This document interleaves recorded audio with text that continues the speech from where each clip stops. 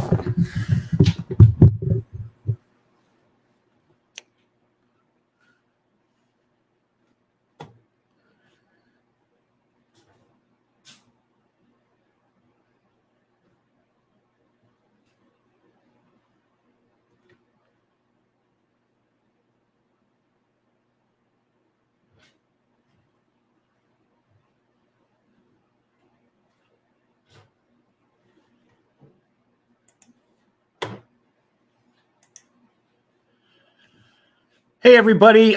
Please let me know, can you hear me? Am I audible?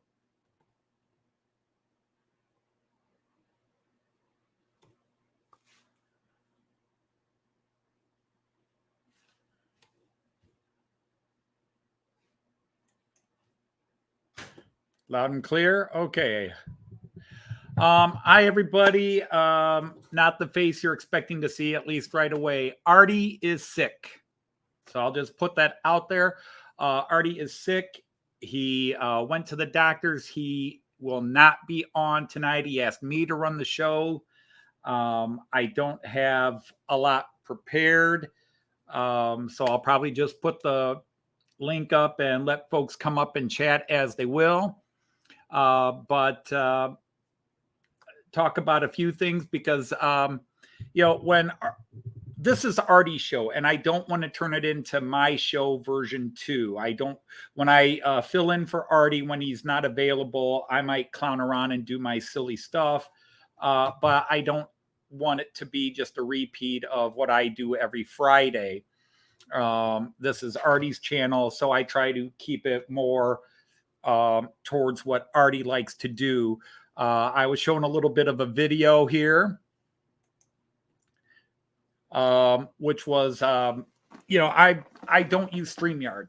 I never use StreamYard, so other than when I'm on with Artie, so I don't usually share video, so I don't know if what I was doing was working. I had to turn the volume off of it because it was echoing here. So we did have, I was showing some video of some just train scenery and train stations my wife and I experienced in Germany. I do have some individual video stuff I can share depending on what people want to see. But on my channel, I have a 4K visit to some famous model train exhibits in Germany. When Joyce and I were in Germany, we visited the 3 major model train exhibits. The world's largest model train exhibit, HO scale, which is Miniature Wonderland in Hamburg. I did a live stream from there with my wife and Jean Ricard, who's here in the chat. Then my wife and I went down to the town of Göppingen in Germany, where we toured the Märklin factory and its museum called the Märklineum, and they have a large layout that they built to showcase their track and their model trains and such. And then we went to the southeast corner of Germany to a little town called Anger. And in Anger, Hans Peter Porsche, as in Porsche motor cars, he built a toy museum because he was a toy collector his whole life. So he built a toy museum. And in his toy museum, he has a giant exhibition layout that is just out of this world. And you can see those in 4K on my channel. Yeah, so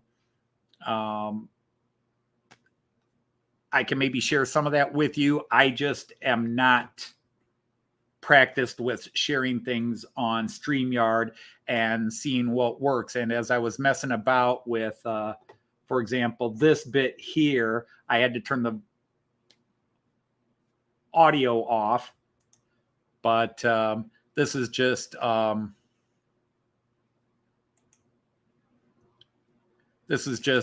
train stuff.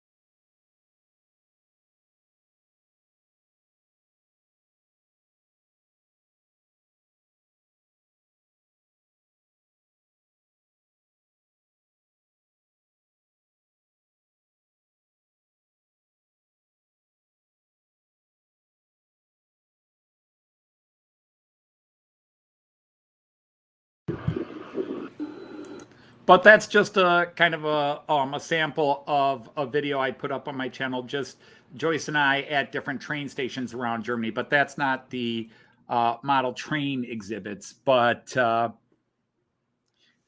that's just that's what got me into model trains, to be honest, was traveling by train in Germany and just falling in love with the train system over there. I know a lot more about the train system in Germany than I do in the United States. I know precious little. But anyhow, let me put this clip in here, and then if anybody wants to log in and come up on screen, I don't know how long we'll go. We got a lot of people here. So I don't have a subscription to, well, I have a subscription to StreamYard so I can work with Artie, but I never use StreamYard at all other than to co-host with Artie. So just want to say hi to everybody. Yeah, Artie will not be in tonight unless he suddenly shows up and surprises me. And let me see. I want to see if I can do one other thing here. A window. So let's see if this comes up. Yeah, there we go.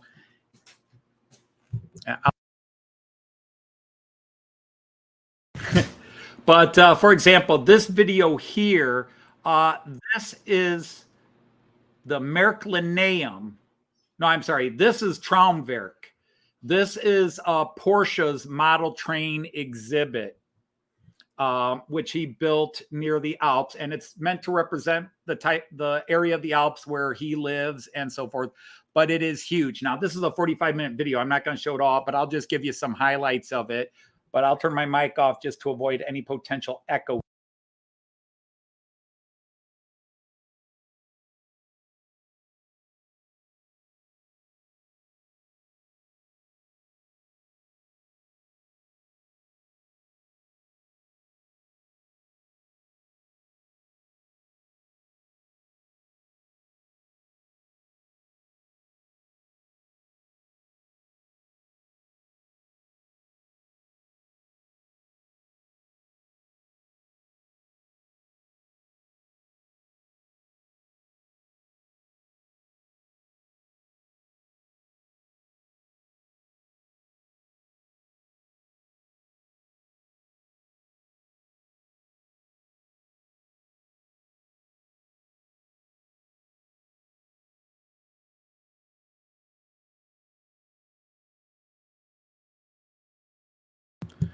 Now, just let me ask, are you guys hearing the audio?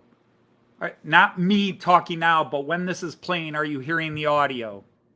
Are you seeing it?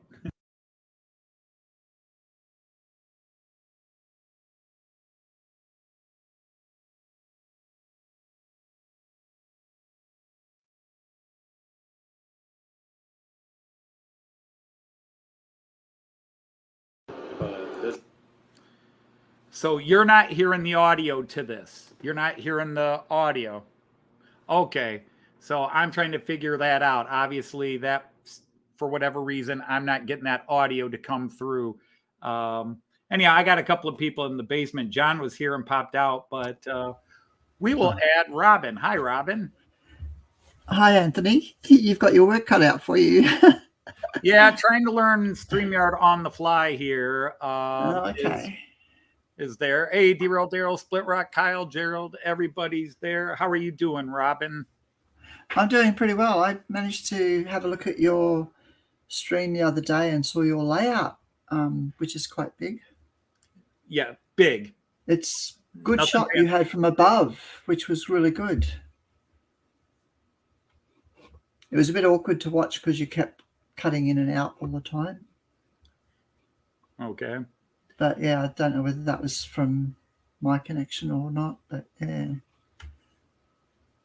that was great. So what's happened with what's happened with Artie? He just said he's it was basically a head cold from what he's describing. He last week he said he wasn't feeling great, and then in the middle of the week he said he was just getting worse and worse, and so his nose was all plugged up, massive headache, so a sinus infection maybe, some sort of a cold, maybe the dreaded C word, who knows. He didn't tell me. He just, other than he's got a really miserable cold. The docs gave him some meds that were making him super sleepy, but he wasn't getting any better. No, not good. I might have to try and ring him up and annoy him. So he told me he's going to the docs today. Now, I was a little surprised. Doctor on a Sunday in Australia. Yeah, some places are open. Okay. I mean, we short hours, but yeah. Right. We have here in the United States, we have these urgent care centers. They have various names. Some of those are open on Sunday. Oh, okay. So you've recovered from your trip? For the most part, yes. It is definitely, it was the longest trip we've ever spent abroad. And we packed a lot into it. I can't begin to add up the miles we hiked. We had days where we just looked down and said, oh, we hiked 8 miles today. Oh, my goodness. And we were hiking up mountains.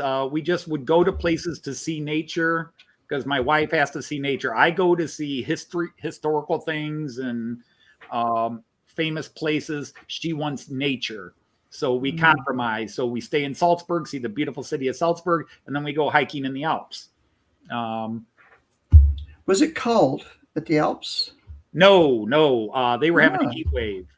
When we were in Salzburg, it hit 90 degrees Fahrenheit. So that's about 33, 34 Celsius, which is very warm for them in Salzburg. And then we went to Vienna and it went to 34, 35 Celsius.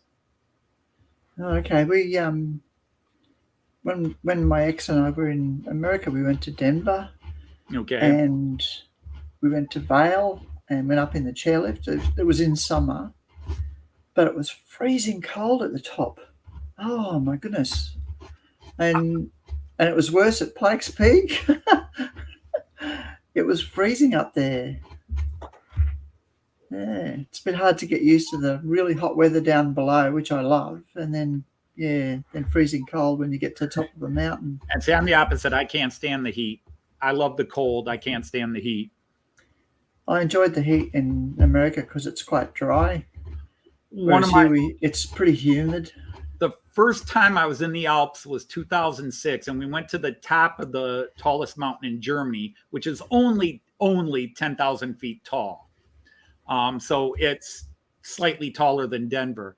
And when you got off the train in the cave where the station is, it was cold, but the sun was shining up there. So as soon as we walked outside, within 20, 30 minutes, my wife and I and my students were down to our t-shirts. So you have 6 feet of snow you're walking around, but you're wearing t-shirts because the sun is just hot. Oh, okay. But then we went in 2009. It was a little bit chillier because it was overcast that day. So the sun makes a big difference. Was there any part of your journey that you considered to be like the highlight other than the miniature wonderland? Well, way too many to mention. I mean, I will mention them all. Let me pull this off. Bam, we'll do that. But we went to a lot of places. Probably the biggest highlight, first of all, is when we were in Hamburg, we met Jean Ricard, a guy that we have been friends with online for 2 to 3 years.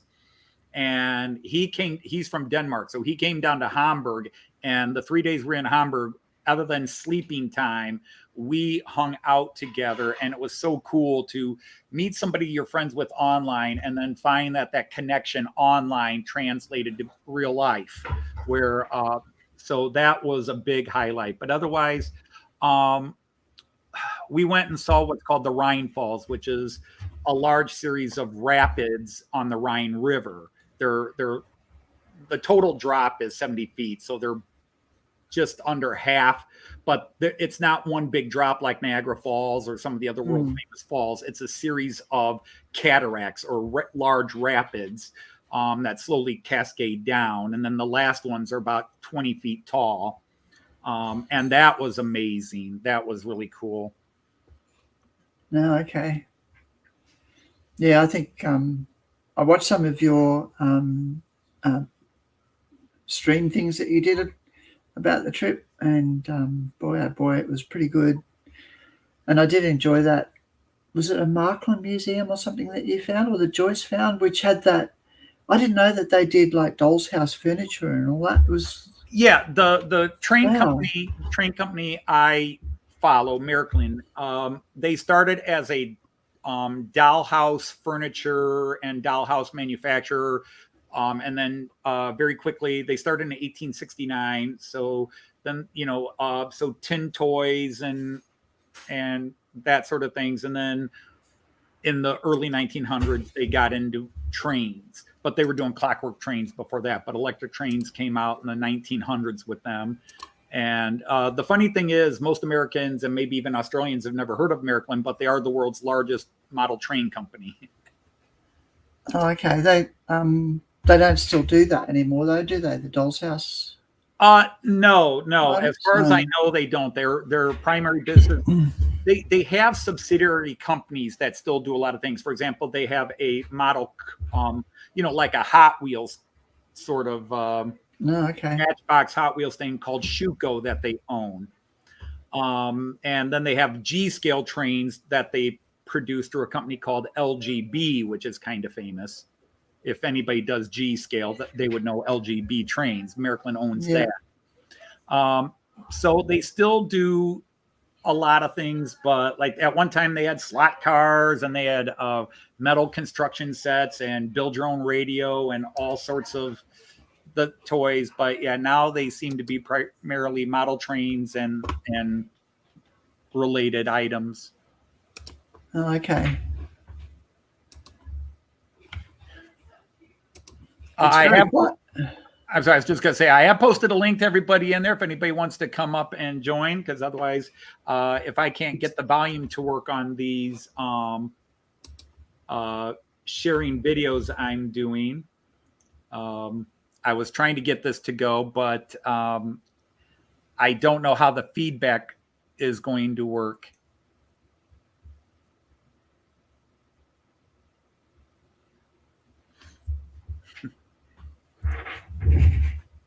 This is Alpine, so it's all heights, but I'm going to film it widescreen. So I don't know if people are getting echo right now or not.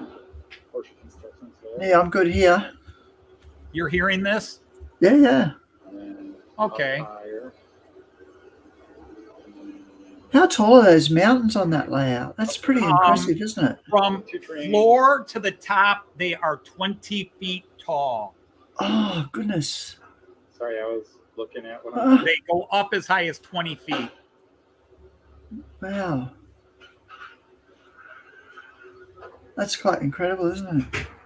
Yeah, well, this was built by a German model layout construction company called Brema, which are like one of the premier. These guys, you pay them the money, they'll build your layout for you. They'll design it, build it. If you got the money, they'll design it for you. But this was their big job, and it took them a year, 2 years to build this. But it is the highest end of, at the time it was built, it was the highest end of construction. Wow. They got a few more trees than I have. Yeah. I forget what the number is, but it's like 500,000 trees on this layout. Something like that. I think Joyce might even remember, but it was like 500,000 trees were made for this layout. So do you reckon you'll get yours like this? No. I don't have that kind of skill, that kind of patience. Oh, wow. But what these guys are famous for, and I don't know if I will find it here. I mean, it just goes. I did have this famous viaduct. I forget the name of that viaduct. It was, and this big bridge across. Oh. They even have trains like Miniature Wonderland. They have trains running underneath on the floor. If you look down, there's little tracks underneath where you're walking.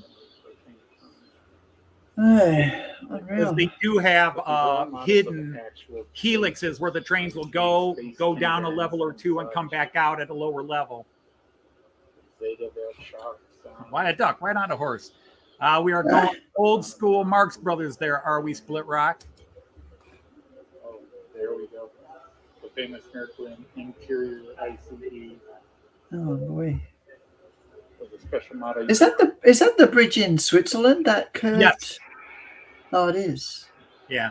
This represents, this model area represents Switzerland, southwestern Germany, and Austria. Southeastern Germany and Austria. And while it can't be obviously 100% realistic, they do model very specific real places. Yeah. But yeah, the one thing that really struck me about this place was the number of bridges. And then each section of the layout, each section of the layout is based in a different season. So you have spring, summer, winter, and fall. So you can see we're getting up to the winter section. Yep. Really look down on this, where Miracle had an entire upper level devoted to it. But their other big claim to fame, besides the bridges and just lots of trains running through, that's the winter section. That is impressive. Yeah. My goodness. Mm. But when you're Porsche, you got all the money in the world you can spend on building this. I wonder if he could lend me a few bucks. I think doubt you it, could though. lend everybody a few bucks. There goes that see-through one. But yeah, that train that's running through there is a Miracle ICE3, one of my favorite trains. But they built it as, for some reason, they made a see-through model where you could see all the mechanics and all the insides on it just as a lark. And you could buy it. I didn't buy it, but they obviously have it and run it. But there's so much. What I wanted to do is somewhere along the line, I eventually catch night mode. Oh, here we go. Oh, okay. Let's catch this bit here.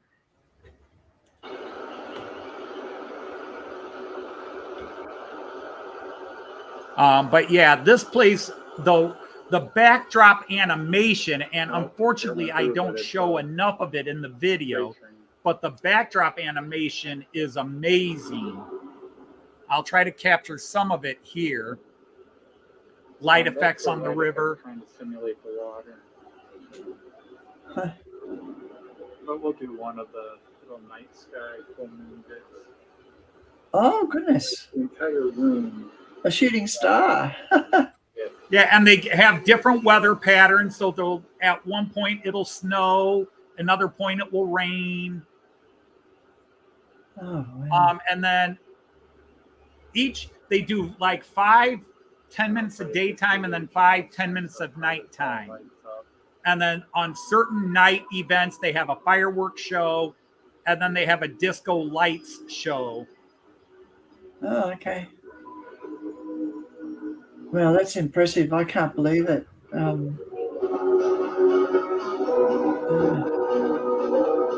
This is going to be loud. I apologize, people.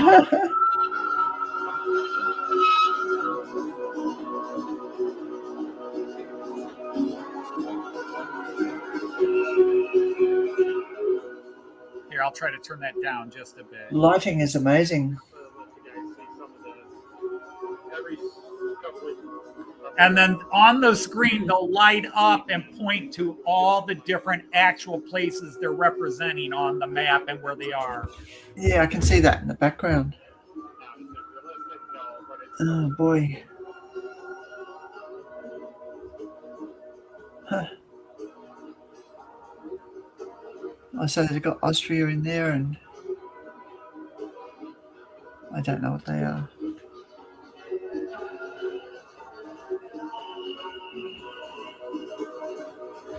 We all trained out by the time you finished that trip, having seen all these layouts. I don't know that we got trained out. We got tired of long train rides, but we enjoy. I mean, my wife, even if she's not into coming down and running my model trains, she loves this tech stuff. She loves Miniature Wonderland. Yeah. She's been to Miniature Wonderland as many times as I have, and she's just as thrilled to be there as I am every time we go. I just love the creative part of it, and something that I miss in my life, because I've worked in some pretty amazing creative studios and stuff. But so yeah, they do. Now that's the one big station. I probably should have left that on. And actually, I forget if that's supposed to be Freilassing Station, which is Germany at the border of Austria.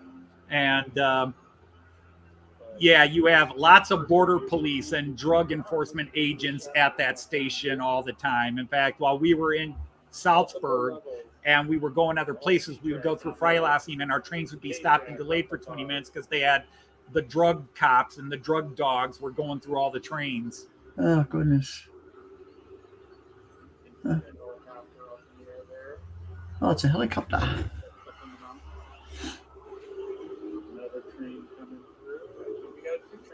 But you guys are seeing this in 720p. It's in 4K on my channel. So I'm not going to make everybody watch all of it, but it's one of these things. I mean, in the United States, the big one is Northlands. And I've been to Northlands once, and it's really cool. And it's more impressive because a guy and some of his friends built it themselves. But some people take this as an insult. It's not meant as an insult at all. But these are at such a different level of artistry and work. These are at such a different level. I think that the difference is, though, that times have changed, materials have changed, and it's so much easier to do things now compared to what it used to be like. That's true. That's true. Although, like, for example, even Miniature Wonderland, you know, they go back and they revamp as technology changes. Miniature Wonderland doesn't have the disco light show this has, but Miniature Wonderland still has, even though it's 20 years older than this place, they keep upgrading and redoing their sections and adding new sections as well. They're constantly redoing it. And there is a water scene at Miniature Wonderland that is next generation, super high tech that nobody else has duplicated yet. And it will be interesting to see if somebody can do it. They do the Pacific Ocean, right? The Southern Ocean, as it's now called, near Antarctica, right off of Patagonia in South America. And that effect, that water effect is unbelievable. You get seasick looking at it. That's how realistic it is. Goodness. I think that's the thing, though, with all these places, they have to make changes to keep people interested. Otherwise, you see the same thing when you go there. And yeah, you know, we've got a museum in Ipswich, which is not far from here, which is a railway workshops museum, and they have a layout in there, and they don't do a lot with it. It's the same thing. So once you've been into the museum, you've had a look at it. That's it. You don't go back. Yeah. And they don't change their exhibits very often either, which is a bit sad. So it's starting to lose a bit of its edge now. And I think, getting people to come and spend the money. For example, it's some of it is just the owners of Miniature Wonderland. Okay, Porsche has the money, they can constantly dump it in, but they are not constantly upgrading. They fix some things. They do add a couple of things here and there at Traumwerk, which I was just showing. But Miniature Wonderland, it starts with the twin brothers that are owners. And I was absolutely shocked. In 2017, I actually got to meet and spend 15 minutes with one of the owners, Garrett Brown. Frederick and Garrett are the twin brothers who created Miniature Wonderland. But these guys could be billionaires if they had a modicum of greed in them. They have taken probably 80% of the profit their business has ever made in the last 20 years, and they reinvest it back into the business. They're the people that work at Miniature Wonderland. That is their career. The waitresses they get paid as much as a public school teacher in the United States gets paid. Oh, goodness. They pay their workers, and they're constantly upgrading. And instead of putting $20-30 million a year in their pockets and in the bank, they're constantly reinvesting it with their workers, with the layout, and they're never happy with, hey, we've made it, it's good enough, people will pay to come in, we can just keep the profits. They're constantly, what can we do next, and how can we keep the people going in? And they've done such a great job that this little model train exhibit in Germany, in Hamburg, is now the most visited tourist site in Germany, over the famous fairy tale Neuschwanstein Castle, over the Alps, over the skiing areas in the Alps, over Berlin. This little model train area is the most visited tourist site in Germany each year. They get 1.7 million visitors a year. Yeah, and that's with limited entrance. They limit the number of people who can come in. If they had just let everybody come in as they can, they'd make 5-6 times the money they make. It is quite fascinating, though, isn't it? Because people love models. And I did some historical models for a society in Brisbane some time back. And they invited me to come along because they made glass cases for them and all that. And I couldn't get over how many people were crowding around these little models. They were just fascinated with it. And these models were built from photographs from colonial days, and the photographs weren't of interest. It was the 3 dimensions in the model that were, that captured everybody's imagination because they could see it. They could walk around the building and imagine what it must have been like. So model making is a fascinating thing. I loved it. I've been doing it for so long now. My problem is I made models as a kid into my 20s, but I blew them up. Oh, really? We played battles. Oh, goodness. We used firecrackers, and we would build battleships and everything else, and then out in a floating pool. And okay, guys, we're recreating the Battle of Coral Sea, and boom, there goes this. The Battle of Midway. Up, you just lost your carrier Yorktown. Blew them all up, and then what I didn't have, I sold. I sold everything I had. I had 30,000 baseball cards, and when I was 19 years old, a guy offered me $500 for them, and I thought he was an idiot in 1982. He offered me $500 for my baseball cards, and I needed money. And I was like, sure, take them. And I had multiple copies of baseball cards that were worth $500 because I found out later how much they were worth, because this is before the big baseball card in America. Baseball cards became huge in the mid 80s into the 90s, a booming industry, and cards are suddenly worth $1,000, $10,000. And I had probably, with 30,000 baseball cards, I probably had about $30,000 worth of cards there. And I thought the guy was crazy giving me $500 for it.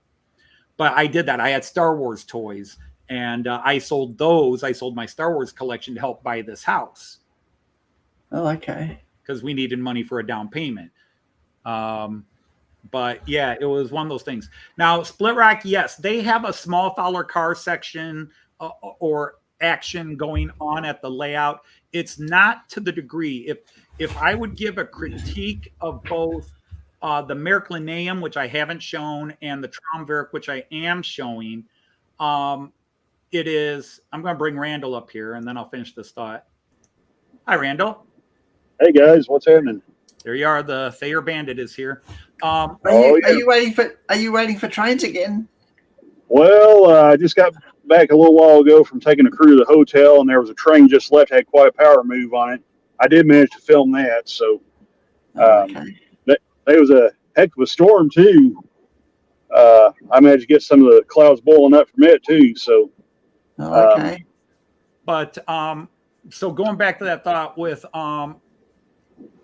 Traumwerk and the Merklineum, because the Merklineum is cool in its own right. It's the same size. It doesn't have the massive mounts, and it doesn't have the disco light show, but it's also got a lot of cool scenic screens, very beautiful photographic, realistic backdrop scenes of sky and clouds and weather and air balloons flying over and all that. But they each have small Fowler car actions going on. But Miniature Wonderland, the entire thing is not just model trains. You could pick a theme and spend hours at Miniature Wonderland just trying to work on that theme. Like today, I'm just going to watch the Fowler car systems. I'm going to ignore the trains and just watch the different Fowler car systems, because they have multiple regions and continents represented. You cannot explain how big Miniature Wonderland is unless you picture a soccer pitch, a football field, a Victorian Football League pitch, double it, and then imagine that entire thing covered in layout. Because that's what you're dealing with. You have two warehouse buildings full of 4 floors of model train layouts and related activities, all about HO scale model building. So you can go and spend time looking at, I'm just going to watch the Fowler car system, because there are car cop chases, there are fires and the rescue squads going, there's truck traffic, trucks break down and tow trucks come up and go, pull up. And the biggest thing they're trying to do now is they've built Monaco, the city of Monaco, and they are trying to design a working car race system. They are so close to it, because anybody can build a car race system where the cars just all race. But what they want is realistic racing, where the cars can pass each other on their own, where they're driving themselves. They speed up, slow down in the curves, speed up in the straightaways, pass each other all on their own, not following some random or following some base program where they all stay in one lane and just look like they're racing. And they are so close. They've gone through so many generations of it, but that's what Miniature Wonderland does. What new wild thing can we do? So you can just do Fowler car system. Then the other fun thing to do is, if you really want to have some fun at Miniature Wonderland, if you get a chance to go there more than once, is look for all the jokes. Because Miniature Wonderland has 10,000 jokes in it.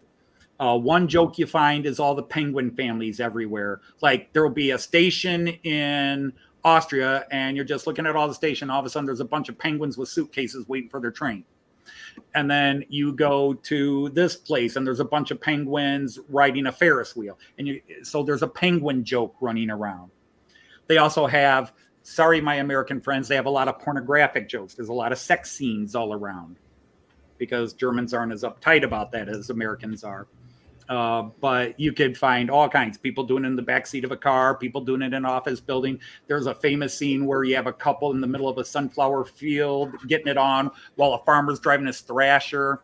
There's another one where they're filming a porno movie at a park and a group of friars, monks, are coming around the corner of the path while this group is filming a pornographic movie.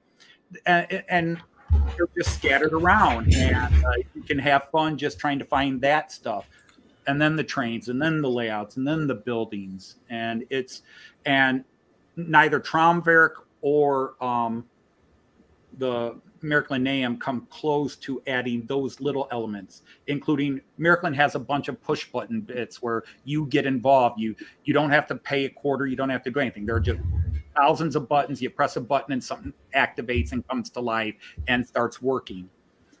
And the Miracle only had a couple, and Traumwerk has none. There's no interaction. At Traumwerk, you are walking and watching. There's no interaction between you and the layout, which maybe nobody would miss that, but compared to the Miniature Wonderland. But they're amazing. They're amazing bits. And you go there, and there are people there that aren't into model trains, but just the thing itself is so amazing.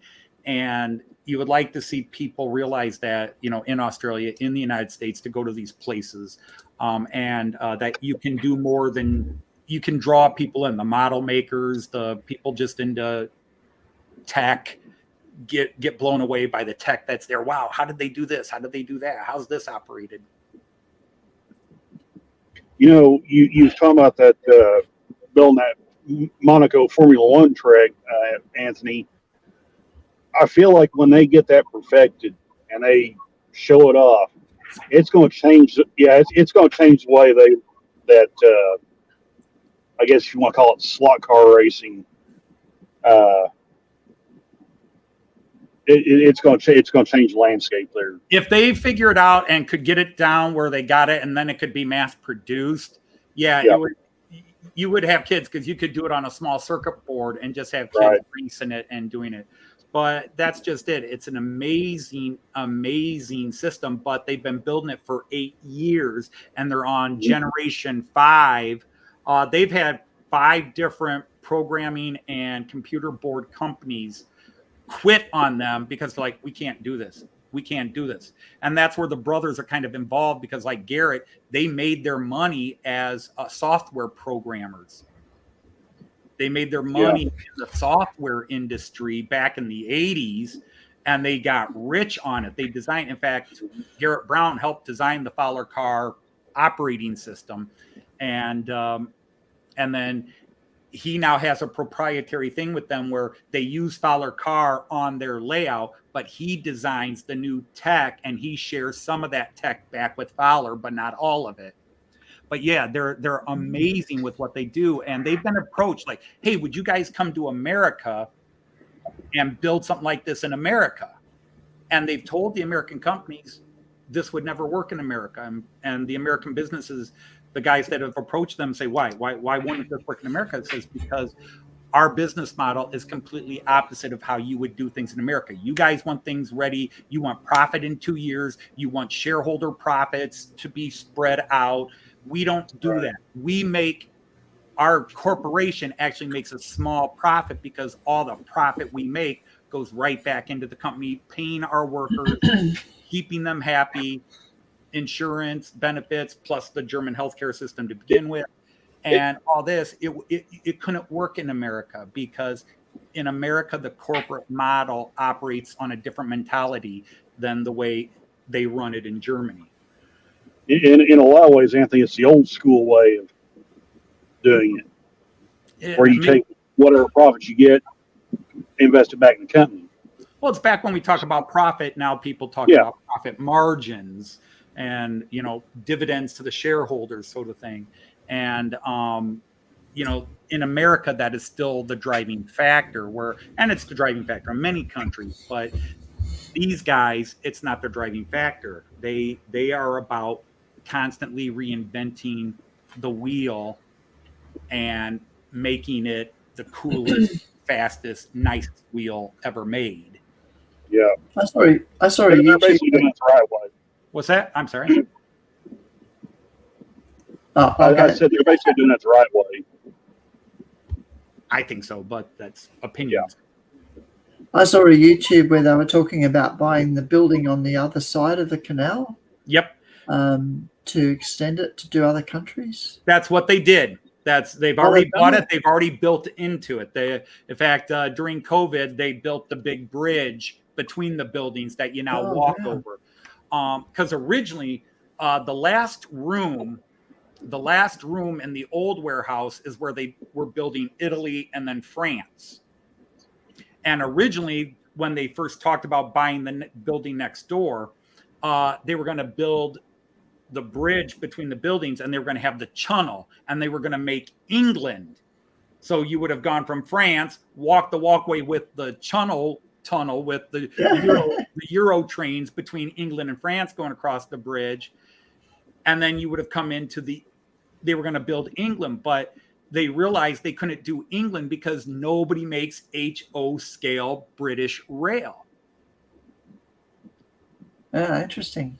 So they wound up, instead, they did South America. So now you go from France, you go across the bridge, you're in South America. And the next plans are they're finishing South America, but Japan and North Africa are on the horizons. And then down the road is India and China. If they need someone to help them with Australia, I can do that. Yeah, don't know when they're going to do Australia either, but because now Australia, like you model Australia, are you guys HO or do you follow the UK 00 scale? No, HO. If you model Australian, it's HO. So, and there are companies that make Australian models. So for them, I don't think it would be hard to do Australia, but that's why they decided not to do the UK, because the big companies that they get their models from, Märklin, Fleischmann, and Rocco, and they get some from Pico, Piko. Nobody makes UK trains, because they concede the 00 market to Hornby and Bachmann, and so nobody makes HO versions of those trains, because the only people who buy UK trains are UK people or like Canadians that are connected to the UK and run their 00 scale trains. And so they just decided it wasn't worth it. No, they weren't going to talk the German companies, the manufacturers, into making HO scale UK trains. So they changed their plans and created this. They created a South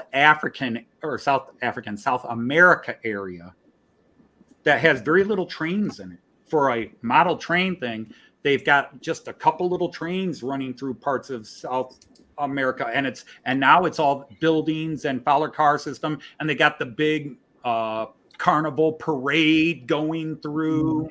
It's insane, and you forget, shouldn't there be model trains here? Somebody, some of Queensland's trains get sold to Argentina, I think it is, because they're 3'6" gauge as well. Good night, Daryl. A lot of our trains get sold over there. But the problem with Australian HO is that it's the company, once they do a run, they rarely go back and do them again. So there's not, once they're sold out, they're sold out. Yeah, and that's an issue. Although all companies always have a couple that they'll put on reserve, and I'm sure if Miniature Wonderland, for example, announced they were going to build an Australian section, I'm sure the Australian people would say, "We're ready to go. What do you need?" They may not care about the individual customer in Australia, but they would be looking at the advertisement value of having their models at Miniature Wonderland. Sorry, Derek, I missed your comment there. The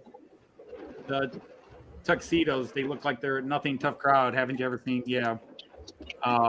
Let's see. Hey, Anthony, I'm going to mute myself and turn my camera on. I run these guys to the hotel. Okay. See you, Randall. But it's a different world, and I would I have been lucky.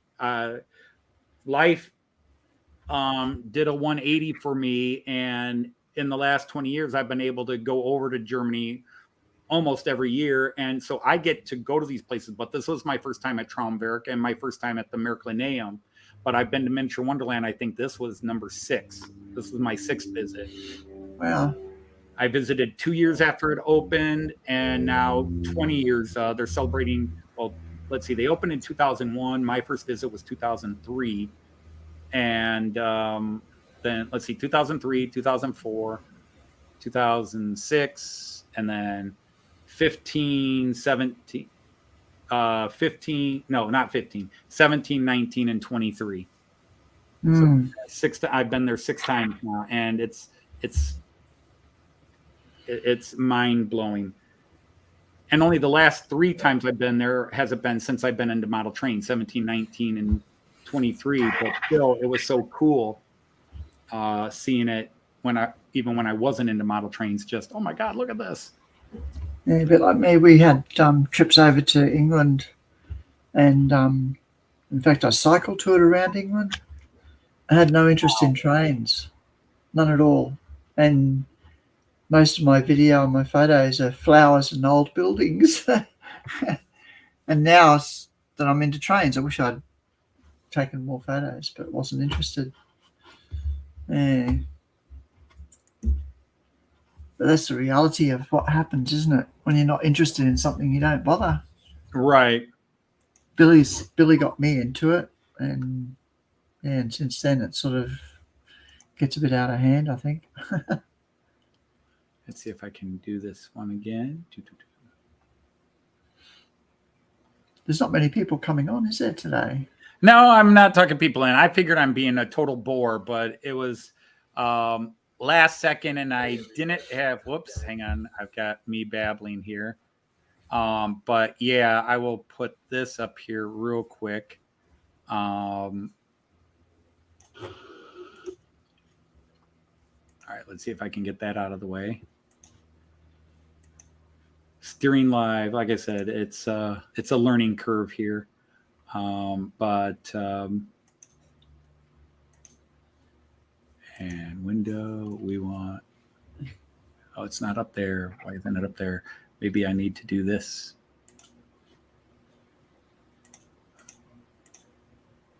Oh, it's not going to share it now. Really? Well, you win some, you lose some. Let me see if I can. You do. I think you've done pretty well to hold it together. Oh, there we go. There it is. I was just looking on the wrong place. So anyhow, this is you mentioned this one. This is the one we didn't know existed. And it's not a big layout, but yeah, we were in a little town in the Black Forest called Titisee, which is, first of all, you giggle every time you say it. Titisee. Titisee, and which is actually a big tourist mecca in the Black Forest. All the tourists like, where should I go in the Black Forest to get a Black Forest experience? Everybody goes Titisee. So it's all built up for the tourists. So it's probably the last thing that's a true realistic Black Forest experience.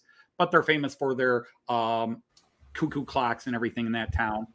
But anyhow, we went there after we got done going to the places the locals said, if you really want a Black Forest experience, go here, go here.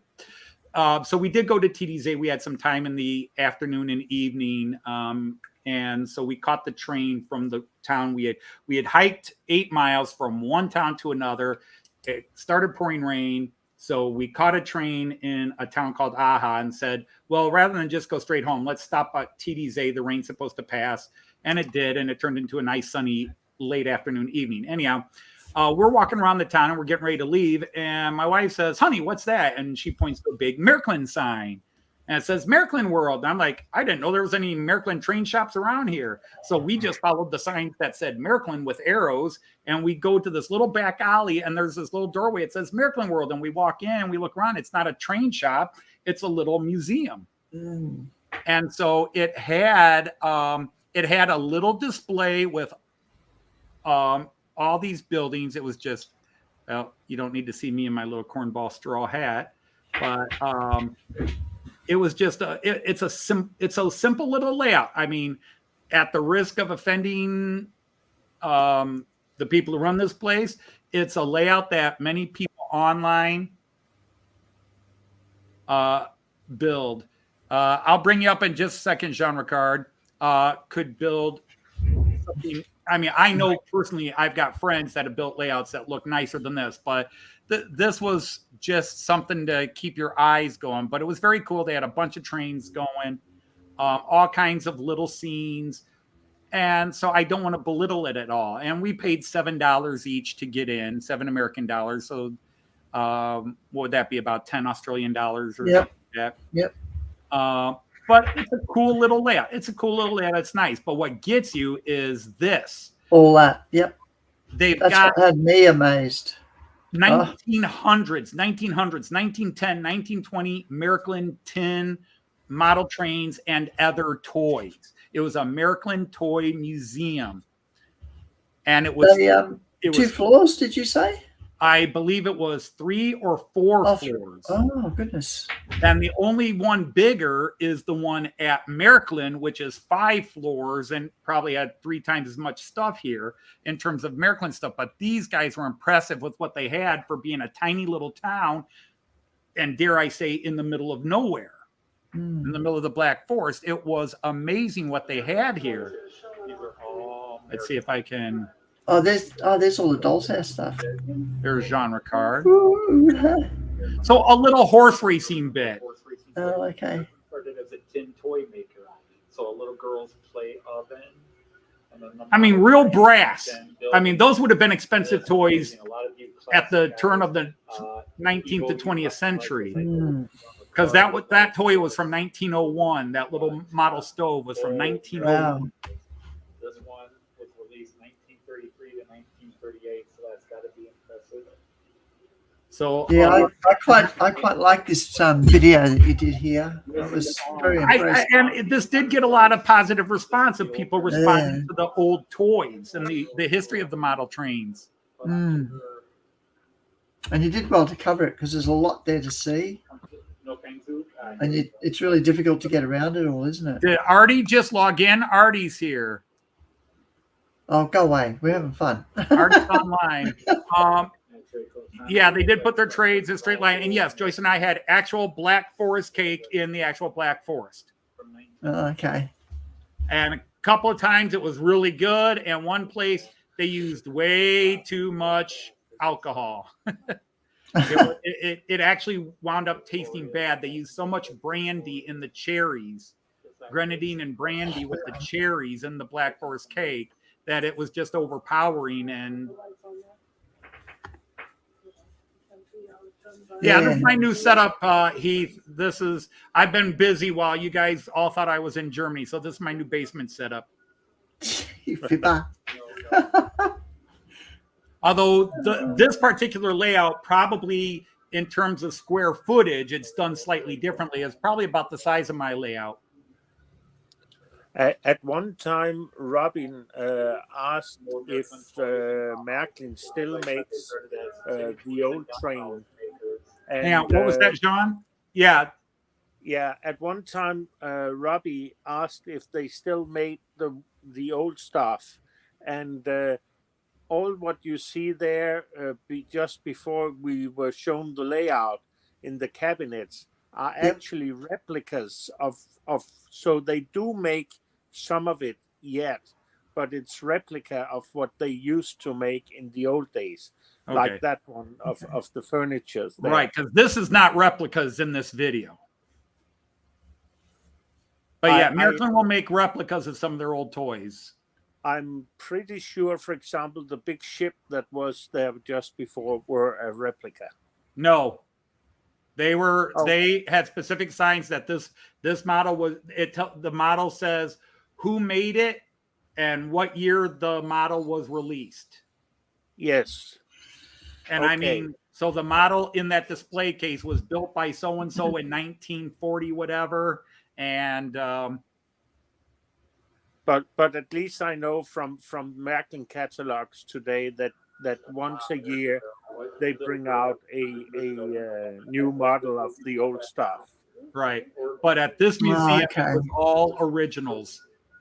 In fact, if you look on the window there, you could see signed certificates where for each toy they acknowledge these are originals. They are not replicas. Okay. So it Sorry. was very impressive. But like I said, they actually had more than one layout. So if you go up the stairs, I mean, tin soldiers, cannons, more trains, more trades. You go up the stairs, there's another layout, and some of the big trains. These are the I- big boys. This is But I'm not like these were G scale and 1 scale. Hmm.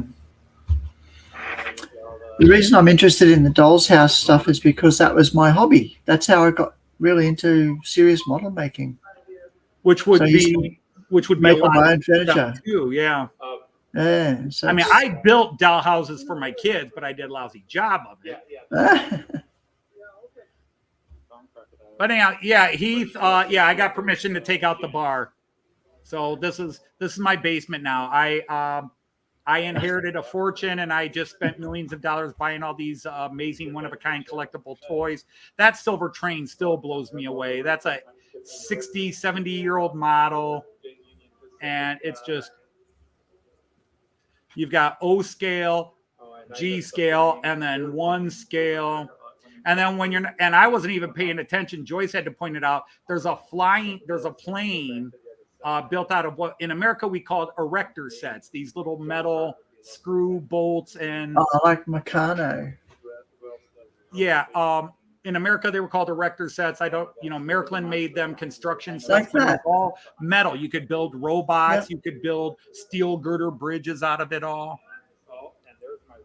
But you are right. It Yes. would be Meccano in English speaking In countries. Europe, yes. Yeah. The German, a model of the Adler, first is it? German locomotive based on the British rocket, the Zeppelin. I've got a friend who's looking for that model. Can't remember the guy's name. Richardson rocket. Okay, what were you showing me over here? But it's an amazing, amazing collection. And it just goes up for, I think it was 3 floors. It might have been 4. Yeah, I can't remember. I remember you said that you look down and you could say there's another floor below. I don't know whether you went up. Well, yeah, because I mean, the Merklinaeum is the same thing. The layout's on 1 floor, and then the second floor is an observation deck, and then the Merklin Museum is 3 more Oh, that. floors from there, and the shop is on the same floor as the observation deck. The big Merklin shop and store and entrance to the factory are all on that floor. But so many beautiful trains. I'm not even to that era of trains, but I look at those cars and I go, aren't those beautiful? Wouldn't those look cool? Well, they say so many trains and so little money. Yeah. And again, and that's the nice thing is usually I can tell myself no, but I did get, I run all modern era, but a couple of years ago, people started, how come you have no steamers? And I fell into peer pressure, and now I have 3 steamers. I have 3 steam trains. Well, I have 3 steam locomotives and 2 full steam trains. I like the steam trains that are streamlined. And yeah, streamlines are my favorite. And Yeah. of course, I've got it. If I mention steamers, I forget I've got a Mallard A4 from Hornby and 00, which runs on my floor because I can't run it on my main layout. Because my main layout is AC, it's 3 rail. So I have 2 rail track on the floor behind me. If I move the chair, you might just be able to see it. There's track on the floor behind me. And that's where I run my 2 rail stuff, my 00 stuff.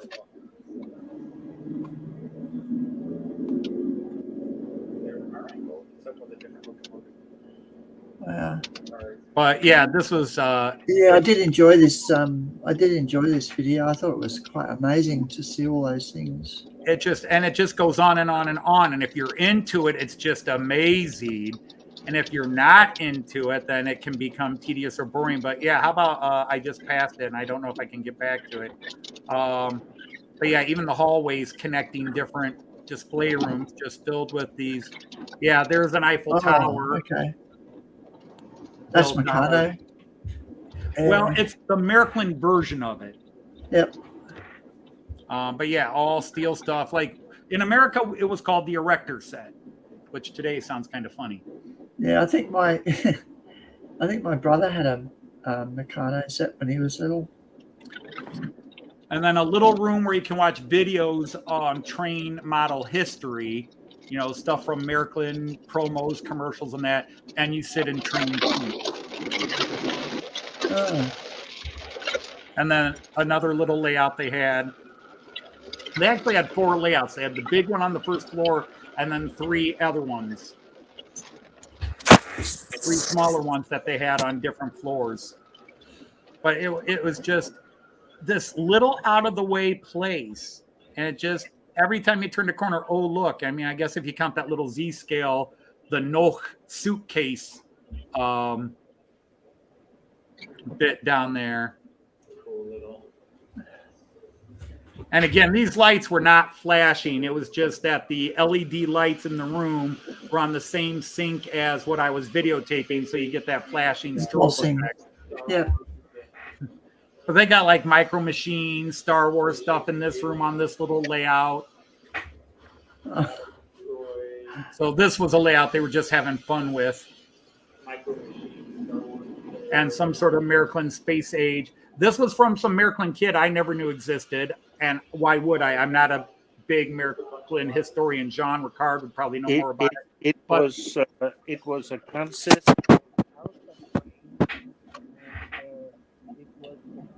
Heck, they even had old catalogs. On the last layout here. More big displays here. Hmm. But again, and these upper layouts, which I'm sure they built after the previous one, definitely show a more, I don't know, skill is a rude word to use in that case, but definitely they put more realism into it.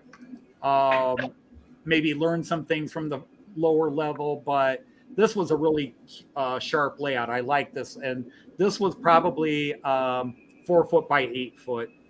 Maybe with another extended corner, so it was sort of an L-shaped, but I don't think it was more than 3 or 4 feet wide. So, I mean, technically, you could put this in a spare bedroom.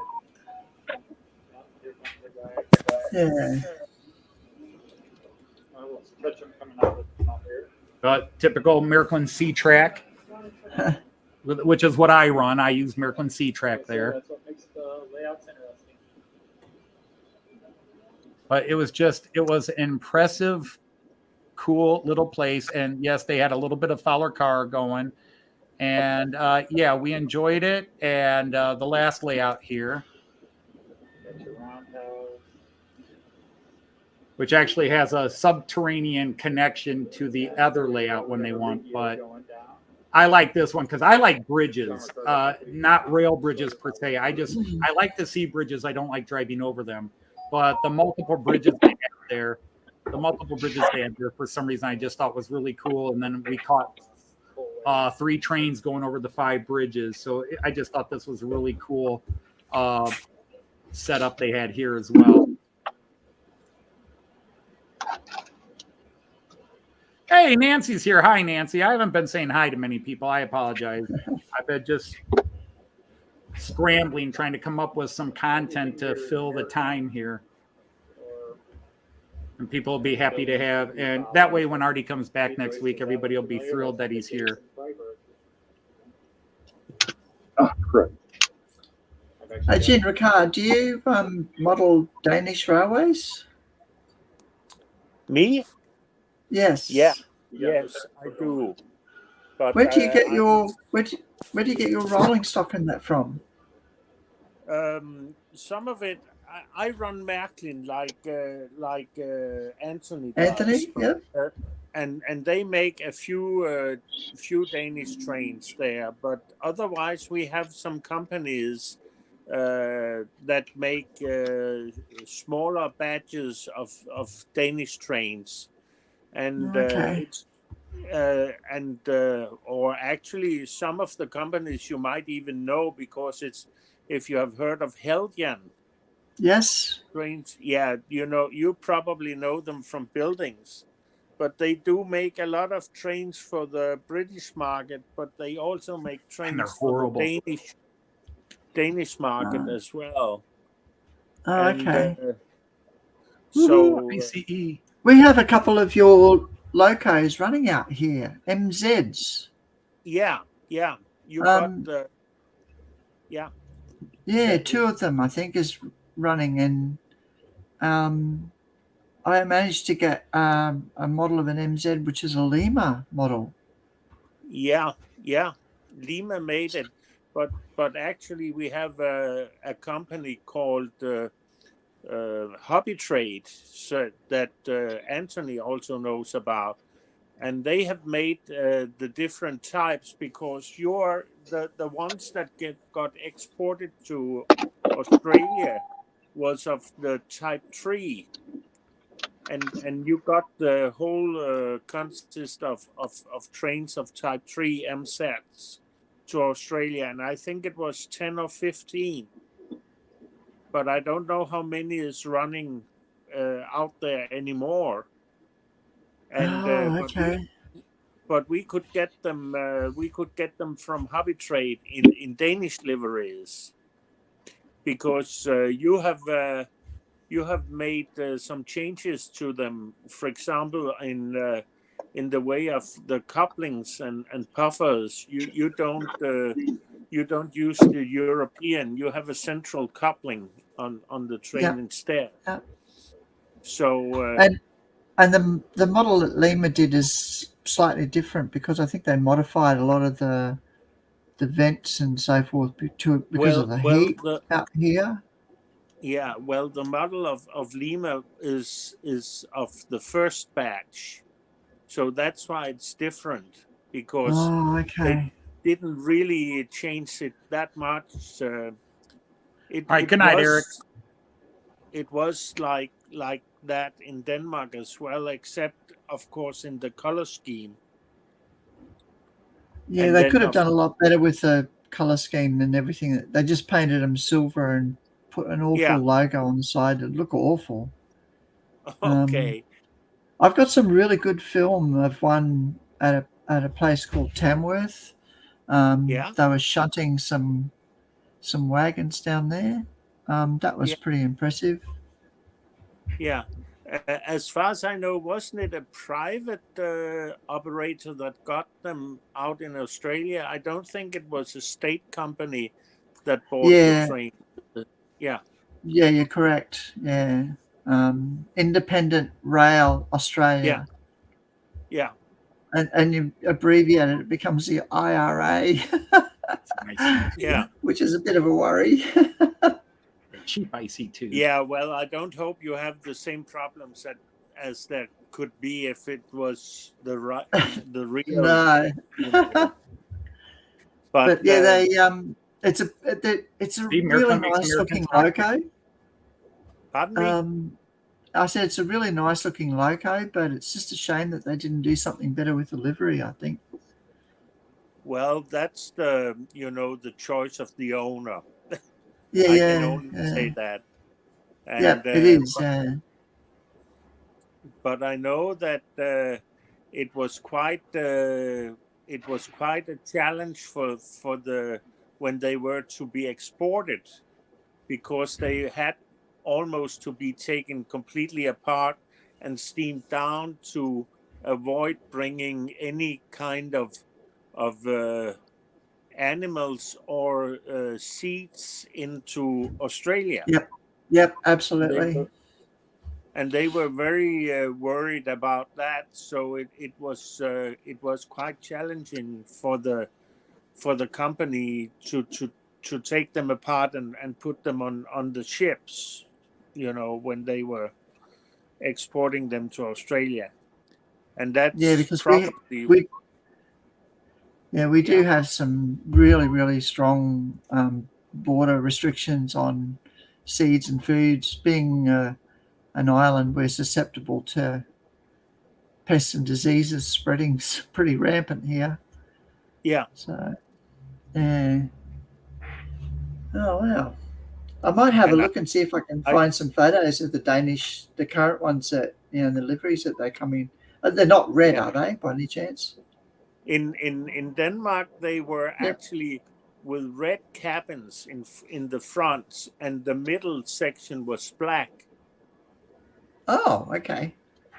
Oh, So they have a that was a very distinct way they painted our locomotives for 25 years. It was we basically had a state railway where they run them in that color scheme. So any okay. locomotive you saw was with red fronts and black middles. So is it still Or- state-owned over there, or? well, we have a state company that runs a lot of our passenger traffic. They have sold off all the freight Right. traffic to European operators. So that's why they don't have as many locomotives today as they had in the old days, where they ran the freight line as well. Yeah, we've done much the same in Australia, to be honest. Yeah, most of the So states have gone away from it and only run some of the passenger stock. yeah. Ah, So unreal. but I think that's generally the development of the rail system in Europe as well. You know, they have done a lot to liberate the companies, you know, so that Yeah. they don't get blamed for supporting the local state-owned train company. Yeah, we've got so many in Australia now, it's ridiculous. And there seems to be more coming up all the time. Yeah, And they've started just buying two types of locomotives. They're just coding them differently and putting different liveries on them. Yeah.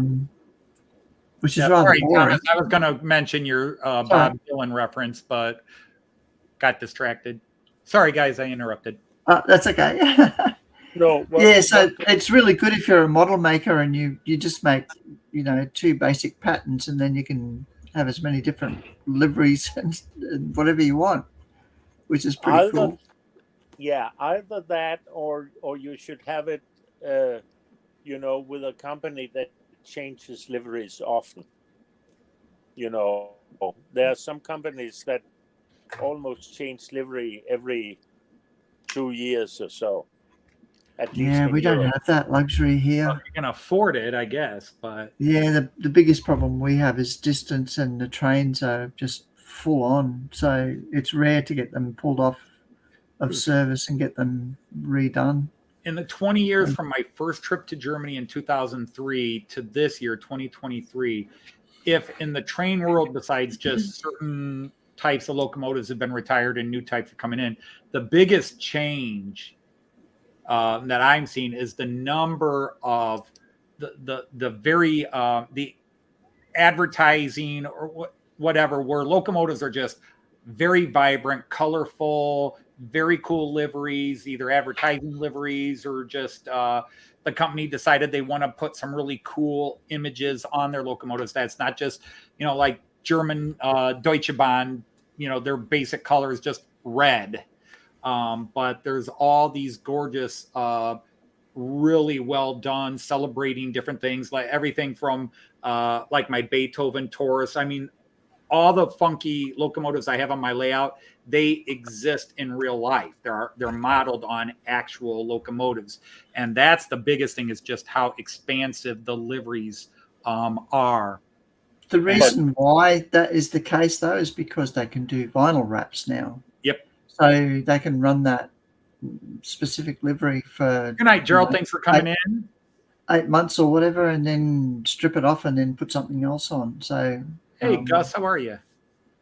Vinyl wraps have made a big difference in. Yes, well, I mean, that's my trade. I'm a sign writer, so I've seen all these changes that once upon a time you'd have to have what they call a signed artist who could do all the murals and things. Well, you don't My need daughter that doesn't now. go as big as look at those, but my daughter is a graphic designer and she makes business signs. And there are companies in our town that she does their vinyl wraps on their cars for various advertising bits.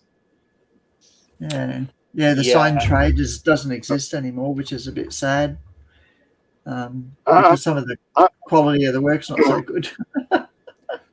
Okay, Yeah, I so was just while getting we're ready to still say, talking, I just want to throw one thing out here. While we're still talking, this is the third and last one I'll be showing while we're talking, but this is the Miracle This is the one at the Miracle Model Train Factory. Miracle still makes a large percentage of their models in Germany. Then they also have a factory in Hungary. But this is the Miracle.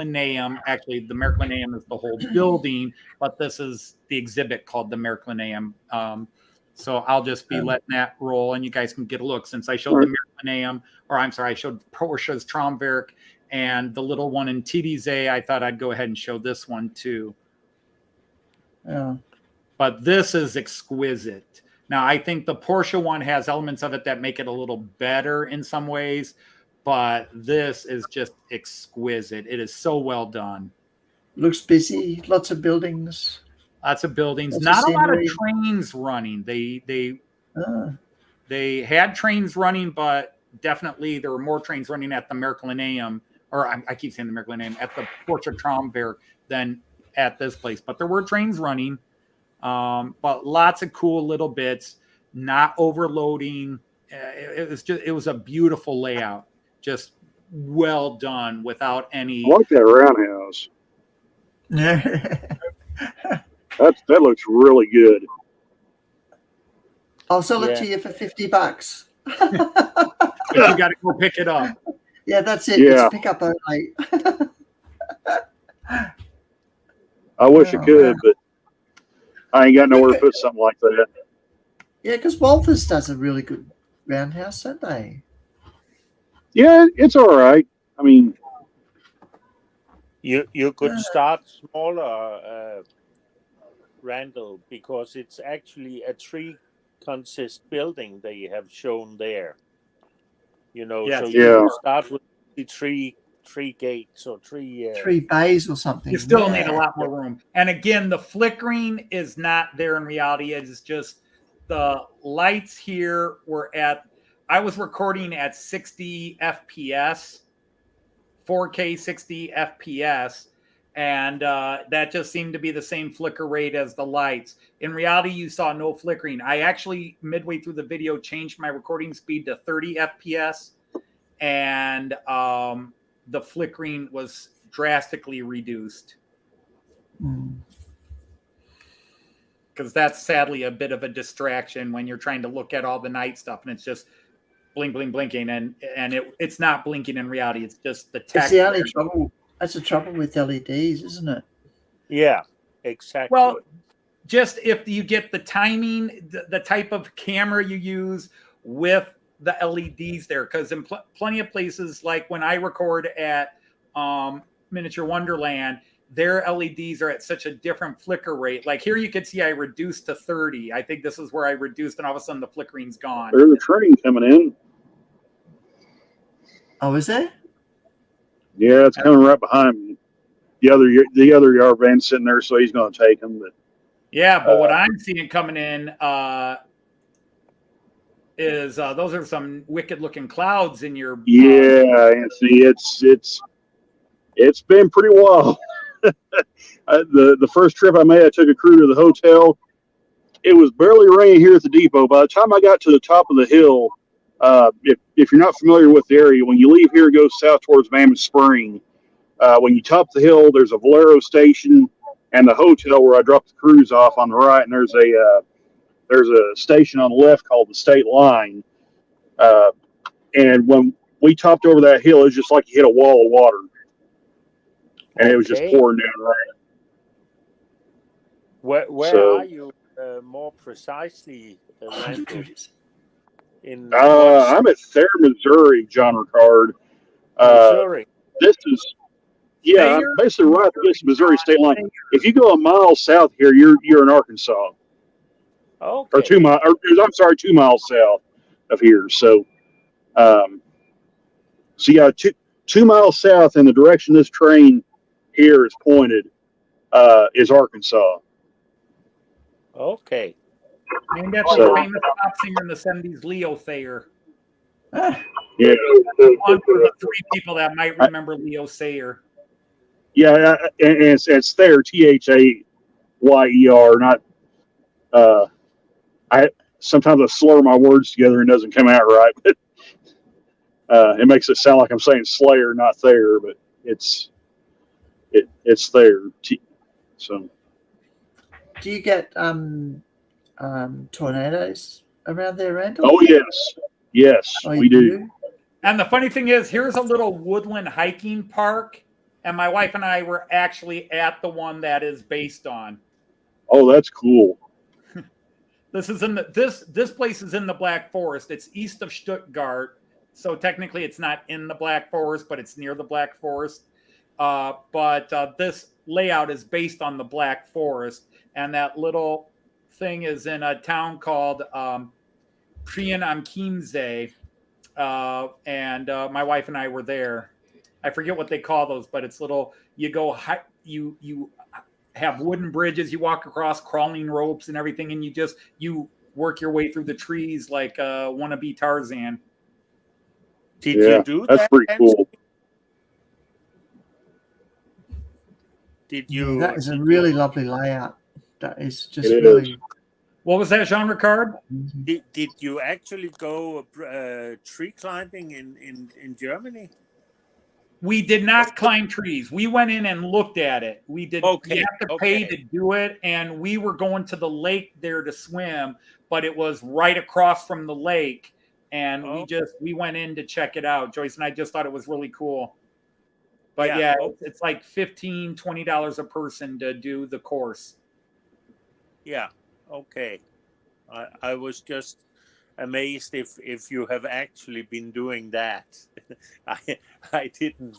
I could do that. I could do that. That would not necessarily be too high for me to freak out on because I have a horrible fear of heights, which my friends know. I hate heights. I get vertigo. Okay. But yeah, let's see, what was it? Thomas asked about the Black Forest with too much liquor. The Black Forest definitely has a lot of liquor. I will say 3 of the best beers I've ever had in my life I had while I was in the Black Forest. 3 different brands, including Roadhouse. Roadhouse is good. And then there's 4 different varieties of Roadhouse. Is that a drink, or are you talking about the chocolate? It's a cake? beer. It's a beer. Oh, beer. Okay. Roadhouse. There's the Roadhouse Pills, and then Roadhouse Keller, Roadhouse Dunkelbrau, dark brew, and I forget what the 4th one is.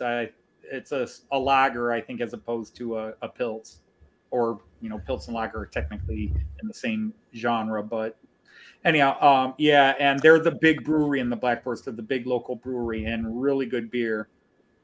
Okay. But so was Dinkelacker, which is also from the Black Forest. But yeah, this was. What was that? Yeah, I just wanted to comment on the beer and say, actually, you cannot go to a German town without there being a brewery in the town. That's probably true. That's probably true. Which is what Joyce and I have done over the years. Is whenever we go into a German town we've never been before, we ask the locals, what is the best local brew, and if sometimes they have 3 or 4 and everybody has their opinion, but I'll try at least 1, if not 2. I only drink 1 beer whenever I have a beer, and usually I try not to have a beer each day, but this last trip we were in Germany for 28, 29 days, and I probably had 21, 22 beers, which is for me a lot because I usually only have about 6 beers in an entire year outside my trip to Germany. But I had a lot of beer, one a day, but 1. I think somebody said the 2 most dominant countries in the world as far as beer drinking is concerned is Australia and Germany. Actually, Prague beats you both. or Prague. Oh, The Czech really? Republic. The Czech Republic drinks more beer per person than any country in the world, and they Oh, also make wow. good beers. Mind you, we've got a lot of craft beer businesses starting up now. God, every corner there's another craft beer brewer. Yeah, Yeah. well, that's big here. I mean, it started with microbrewery, and now you have small startup companies. In Germany, you see it a lot too. Little restaurants start up, and hey, by the way, we're brewing our own beer now. But I would say if you're not interested in trains and you're not interested in hiking, you could make a trip to Germany just exploring the beer brewing tradition of Germany, starting in Bavaria, where Anthony was.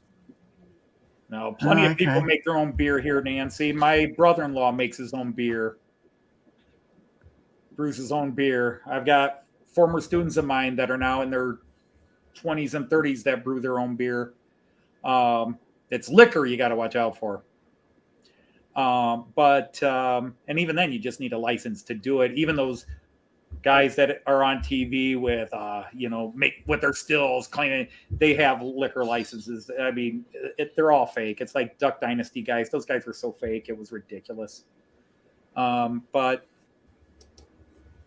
they just, it's how it is. Germany is beer and bratwurst and schnitzels, and it's a great country. I mean, all countries are great if you give them a chance.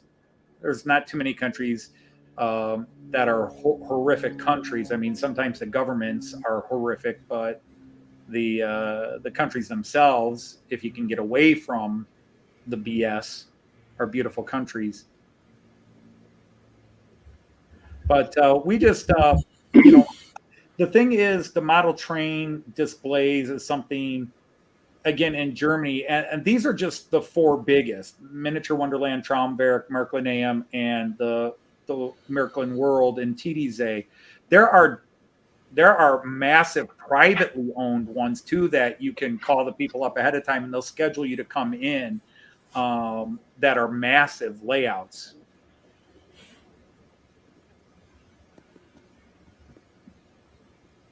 But what was it here? Yeah, Split Rock. First of all, you tell any local that Pabst Blue Ribbon is the best beer. And first of all, they probably never heard of it over there. And secondly, if one of the locals did hear you say that, they would you would be roasted alive if they were familiar with it. What beer? I've never heard of that beer. It's an American beer. Immediately you'd be thrown out. I think they would start laughing when they heard you saying Pabst Blue Ribbon. But because that's the thing, when I'm in Germany, the only time I speak English is to Joyce. Otherwise, I speak German, and depending on where I'm at in Germany, I either get asked what part of Germany I'm from, or I'll get asked, "Am I British?" For some reason, the way I pronounce German in certain areas, they think I'm British, not even American. When I tell them I'm American, they're like, "Your German's too good to be American." I'm like, "Oh, well, it is what it is." Now, Split Rock, you said honey brewed beer. Don't you mean mead? Yeah, he's doing mead now. Yeah. How many beer steins can Joyce carry? I don't know. We've never played that game. She's never done the beer wench. She's never done the beer wench one. And I don't even have. I have, I think, 5 beer steins in the house. I collect beer glasses, what they're called Weissenbier Gläser, white beer glasses, or wheat beer. It actually comes from the German Weizen, which is wheat, but it gets mispronounced even by the Germans as Weissbier, and so they call it Weissbier glass, which translates as white beer glass, but it really means wheat beer glass, because in case you didn't know, there are different types of glasses for the type of beer. You don't just have a beer glass or a mug. Certain beers are served in certain types of shapes of glasses. And so I started back in 2003. I buy a beer glass from any city I visited. So I've got this big curio cabinet in my dining room that it's got 30, 40 beer glasses, these Weiss beer glasses from any city I've been to that actually sold them. I've been to cities that didn't have them. But I've got it. I brought home 5 from this trip. So In 1988, we had a World Expo here in Brisbane, and they Yeah. had pavilions from every country. And the German pavilion was a massive big hall, and that was all they did was lots of music, lots of beer in those really big. I think they're probably a liter beer stein things, mm-hmm. and A Mass, as they're called. oh, okay, and a German 1 liter sausage beer, and, 1 and liter beer mug sauerkraut. is called a Mass. Oh, okay. Ein Mass. Where did we get beer stein from? I don't know. Germans never call it. In what you guys call a beer stein, in German is called a Krug, K-R-U-G, a Krug. Because But why No, it's Americans in the UK and I guess Australians call them steins, I don't know. But in German, they're called, you have a beer glass and a beer Krug. oh, okay. Stein is just German for stone or rock. Yeah, I know. That's Yeah. Neuschwanstein means New Swan Rock, New Swan Rock, yep. doesn't it? Yep. Oh, that's bizarre. Because and it's called New Swan Rock because across the valley there's a town called Schwangau, which means Valley of the Swans, Schwangau. Yep. And then That's where he lived originally, wasn't it? and he lived in the town As- on as the a hill. child. He was born in the castle called Hohenschwangau, yeah, which means yeah. the High Swan Valley or the heights of Swan Valley. And that's where Ludwig was born and raised. And so he decided he wanted to build a castle, a fairy tale castle on the other mountain. Yeah, fascinating.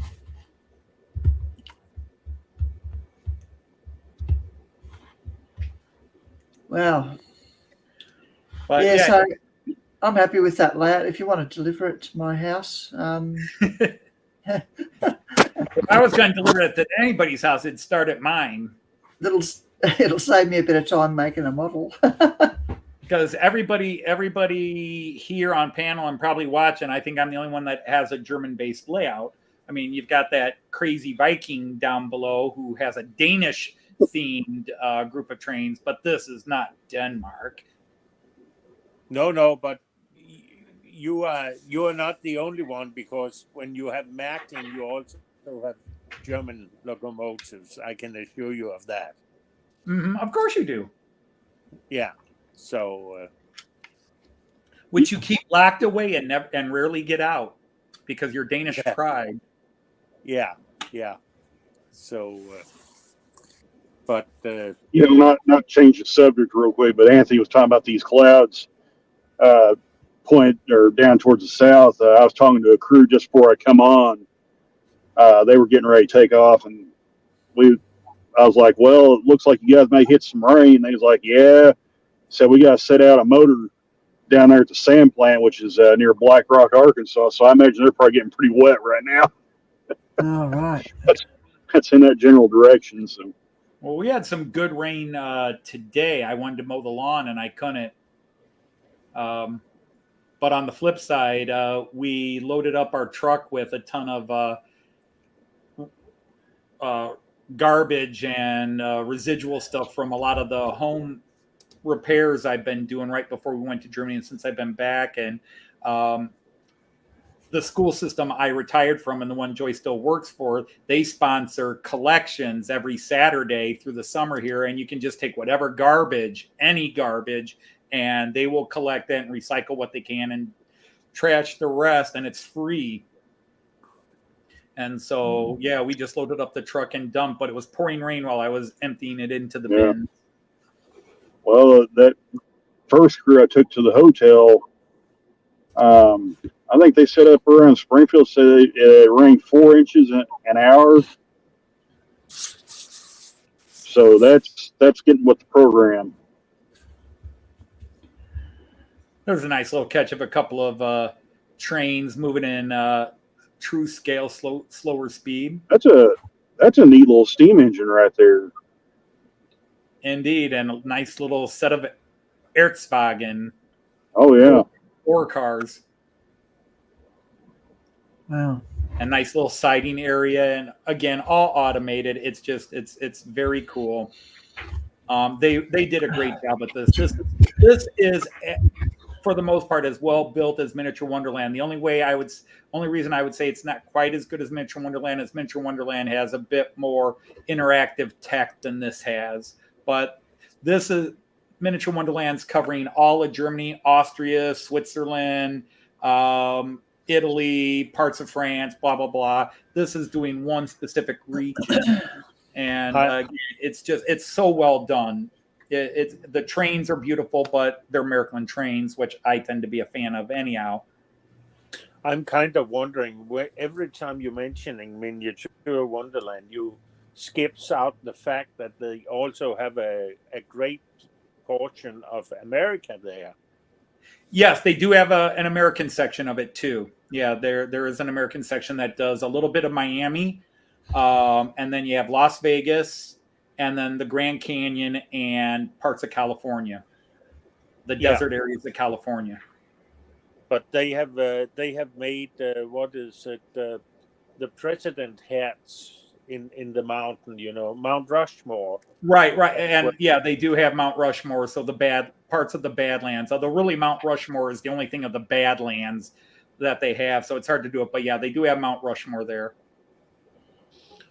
And as you mentioned with the interactive part, for example, they have made a western town where they had all the push buttons were for the different types of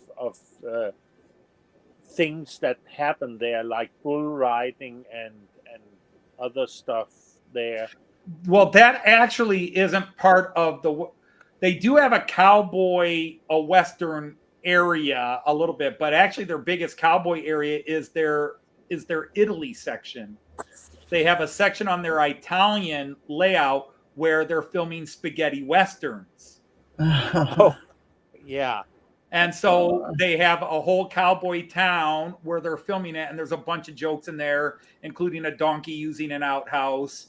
And, so that bit, Jean Ricard, when we were there and I was talking about it being a celebration of Matt Clark defeating Stanley Steamhair, your character. Yeah. That was actually the Italian section. Okay. So, but so Jean Ricard, do you have your layout on YouTube, or was it me you asked? Yes. Yeah. Yeah. I'm sorry. I don't have a permanent layout. So what I have on YouTube are some running sessions of some of my trains, just to make a little bit of a contribution to the community of YouTube. Oh, okay. So I it's mostly showing off stuff on the floor. I nag him to put up more, but he won't listen to me. It has something to do with the the effect of being able to film it. I'm not very good at the technical stuff behind filming, so it's very short clips. I cannot do stuff like Anthony can. Okay. I don't do anything well. What I lack in quality, I make up for in quantity. Well, yeah. But yeah, I want to deal with this question, Jean Ricard. Maybe you can help later. Good. Tell me to clear up test. Sorry, Anthony. MRR turned up. Okay. After about an hour, isn't Miniature Wonderland kind of a sensory overload? I would say no. Miniature Wonderland, you don't get it all at once.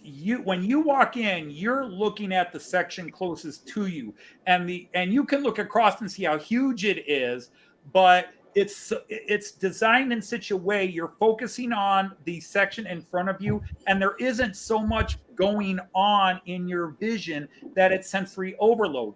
You can spend, I mean, I know people that go there once a week and spend 1 or 2 hours just in one section because they live in the area and they go in and do that. When I'm there for 4 or 5, 6 hours, and when I leave, I'm not ready to leave. And it's one of those places that there's always something new to see. The crowds are very good in the sense that you're not pushing, fighting, and getting in, but it's so well done that each section, even though it's this massive monster layout on 3 floors and into another building, it's also really a series of small layouts that just happen to be connected, and you are really focusing on the one. So you can just sit there, enjoy the detail and watch some trains run, and then you move along, and now it's a bit of a new layout, even though it's technically connected to what it is, and say, oh, look, okay, so here's this. So it doesn't overwhelm you. Again, individual results may vary. You know, but that's you. I mean, the nice thing is, if you want to go slow and just soak it all in, it's great. If you have ADHD, there's always something you can move on to and catch. Even the airport. My friend Heinz was not into model trains. Heinz Groten, who passed away Christmas of 2021. And Heinz is the reason I went to Germany. He and his wife are the ones who chose me. So it's a long story. I'll start crying. But Heinz finally went with me to Miniature Wonderland. And after his first visit with me to Miniature Wonderland, he went back several times. And all he did was go, and he would text me or call me and say, I just spent 3 hours staring at the airport. And he would go back and do it again. He would take the 1 and 10-minute car ride, park, go there, and just spend 3 hours at the airport because he loved it. He thought it was so cool, and he just kept going back. I would say about Anthony's and my visit to Miniature Wonderland this time, it was I was impressed that Anthony could actually make out a tour of the entire Miniature Wonderland in the time that we were there, because he was definitely moving around and making focus on all the stuff that was there to see. But in some way, it also went very fast in that way, because sometimes I like to, as Anthony mentioned, his friend that just went there to see the airport, I like to take up a position and just watch an area and see all the stuff that goes on in that area. Yeah. And you can really spend a lot of time in a fixed position for a very long time because of all the little details that are there in the Miniature Wonderland. And I did a live stream and I walked through it, and I was saying the whole time, I'm going through this quickly. If you want to see something, pause the screen, because I'm going through it quickly so I could show you all the sections. But again, I did that live stream, but then when we ended the live stream, we stayed there another hour and a half and kind of revisited some things. Like, if you remember, we went back and just gawked at that Antarctica section. But by doing a live stream, I did go through it a lot faster than anybody should. But my goal was to show, like, can I do it in 2 hours? And I think I did it in 2.5 hours. Yeah, but even then, and that's not a blame on you, but I would say that if you want to go there, as I think it was Splitrock who asked if you could be overwhelmed by it, you can be overwhelmed by it, but only if you want to see it hastily, you know, if you speed up your visit, because if you want to dig into an area, there's so much to see in every area that you don't really get overwhelmed, but you might come to the conclusion that actually the whole day is gone and you have only seen half of Miniature Wonderland. Yeah, I have spent 5 or 6 hours in Miniature Wonderland and walked out and then go, oh crap, I never even went in this section. Yeah. I did that in 2019. We went through the whole thing, and then did we ever go see the Norway, Sweden, Denmark section? No, we went and ate, and then we realized the battery had died, and then we went back to this section, and that's before they opened South America in 2017. South America wasn't there yet. France wasn't being built yet. Italy was. They had just opened part of Italy, but they hadn't even done Venice yet. Yeah, if you're gonna go to Wonderland, if your life allows you to go to Hamburg, and you're gonna go to Wonderland, I would say dedicate a minimum of 4 hours just to really get a good feel for it. And trust me, when those 4 hours are done, you will feel like it went by too fast. Because I don't know that it overloads you unless, like Jean says, you're running through it real fast, trying to take it all in. Because if you try to take it all in an hour, you're going to miss everything. It's something you go through slow and you enjoy it, because there's something for everybody there. You don't have to be into model trains to appreciate what's there. I took a bunch of American teenagers to Miniature Wonderland 3 times. I took a bunch of teenagers to Miniature Wonderland 3 times. And I had these 15, 16, 17 years ago. Why are we going to a stupid model train thing? Who does model trains anymore? And by the time they were out, they were giggling and laughing and talking about, did you see how cool this was here? Did you see what this was here? Did you see that little scene they built here? And nobody was mocking it or thinking we wasted their time there. So if you could take a bunch of urban American teenagers in there, you're not going to have sensory overload. For example, basically, when you watch the airport, for example, they have the audacity to bring in the Millennium Falcon from the Star Wars episode. All of a sudden, that comes in and lands on the runway and goes into the airport. Right. And that's the kind of joke they make in there. They also have Mothra, the famous Japanese monster who appeared in Godzilla movies and his own movies. Mothra comes in. They have a dragon that will occasionally come flying in and land. The American space shuttle will come in and land. Yeah, and they have all kinds of out of the blue, and they've had the Wright brothers plane come in and land. They just have all kinds of little jokes and fun things that they will throw in as well. It's just a place, no matter how many times you've been there, you've missed something. I go back and see the old construction, the places that I've seen every time for 20 years, and I will see something. I'll go, I've never noticed that before. And it's either because they added it in the recent years, or you just never noticed it because you were looking at other things. But it's not a place I think you could, A, that you would be bored, and B, that you would think overwhelmed. I just think it's one of those places, once you have to experience it, you have to be there. And when people are sitting here going, I'll never get to Europe, I'll never get to see it, I understand you have that lack of ability to do it. But if you get the chance, you've got to do it, because everything you hear people talk about it, you will come out sane. It's sort of like the Cologne Cathedral. I used to tell my students all the time, when you see the Cologne Cathedral, it's going to be so huge. And my students go, Mr. Dad, you're always telling us how big the Cologne Cathedral is. And when we get it, it's going to wind up not being that big, because you talk about how big it is. And then my students get out of the train, walk out of the station in Cologne, and they look up at the cathedral and they go, oh my God, Mr. Dodge, it's bigger than you said it was. This is one of those things. No matter, and the Miraculeum is cool too. But we're talking Miniature Wonderland. I'm showing the Miraculeum here.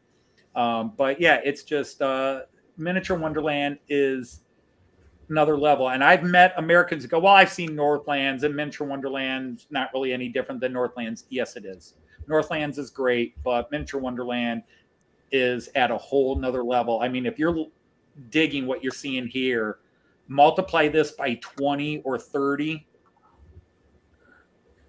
It's also amazing, because if you want to see what is technical possible in the model train world in the coming years, you would probably see it in Miniature Wonderland before you see it in in shops. Yeah. Yep. Well, I mean, when you talk about wanting to put a functioning Formula One track, and I'm not talking like a slot car, I'm talking about what you just said about it, real racing. That probably tells you all you need to know about that layout. So, I recognize that locomotive.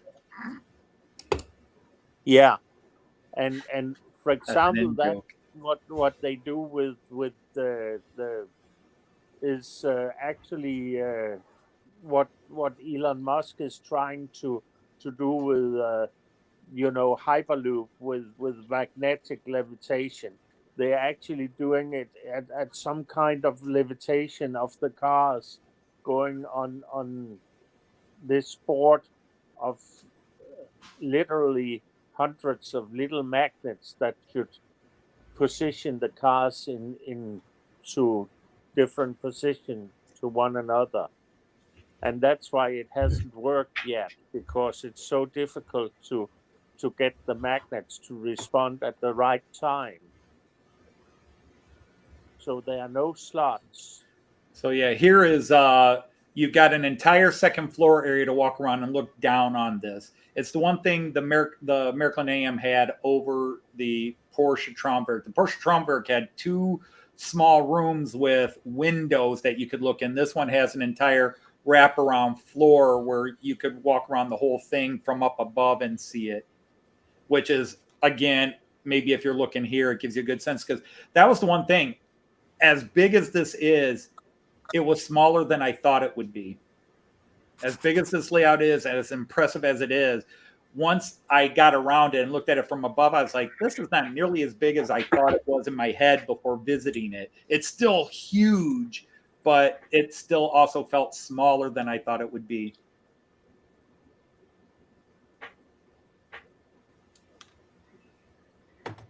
HO scale orcas. That's a different story. It's a nice layout though. Yeah, and so that is.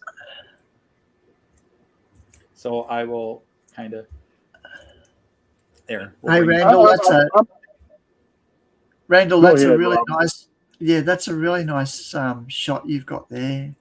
yeah, this is Wow. basically what the yard looks like when it's lit up at night. But it. I will say this: it's not like Springfield or Memphis, but it's still got pretty good lighting for the size of the yard it is. Yeah. Aren't we lucky that we've got the ability to communicate and to see all these things? And, Oh, yeah. and see yours, Randall, to see that, that train coming in the other day when we were on the channel. Oh yeah. And it was happening right then. It was really amazing. That's the funny thing, and that's a whole discussion that maybe not open now, but just in summary, we talk about all the evils of social media, but social media is social, which means it's human, and it's only going to reflect what we humans are. All the good and the bad is not social media, it's the humans. Okay. Yep. And all the negatives you could say about social media right now, we have an amazing creator from Australia. We have an amazing, knowledgeable train man from Missouri, United States. We have a crazy Viking from Denmark. We have people from even the UK still hanging on here. And then you have this bizarre American acting as temporary host today. And we're all here sharing images, pictures, and stories live. And there are other people watching. Now, we did lose a few. We went from 20 to 12 in about 10 minutes here. But to me, this is amazing because Jean Ricard and I met on YouTube. Then we started talking via text. Then we started talking via video conference calls. And then we actually met in real life. And none of that would have happened without social media. And Jean Ricard is, I won't call my best friend because calling somebody my best friend is not healthy for them. But he definitely is one of the great friends in my world right now. So he just said he's out now. So he said he something failed. Sorry, I lost power, so I'm out of the live stream. Okay. Well, it's 4 a.m. where you are. You should be in bed, you crazy Dane. Ah, Well, have a good What's the night, John time? Ricard. I don't know if he's going to bed yet. So it's a, social media is whatever you want it to be. It can be a boon or a curse. I see it as I avoid the curses and enjoy the boons. It is amazing.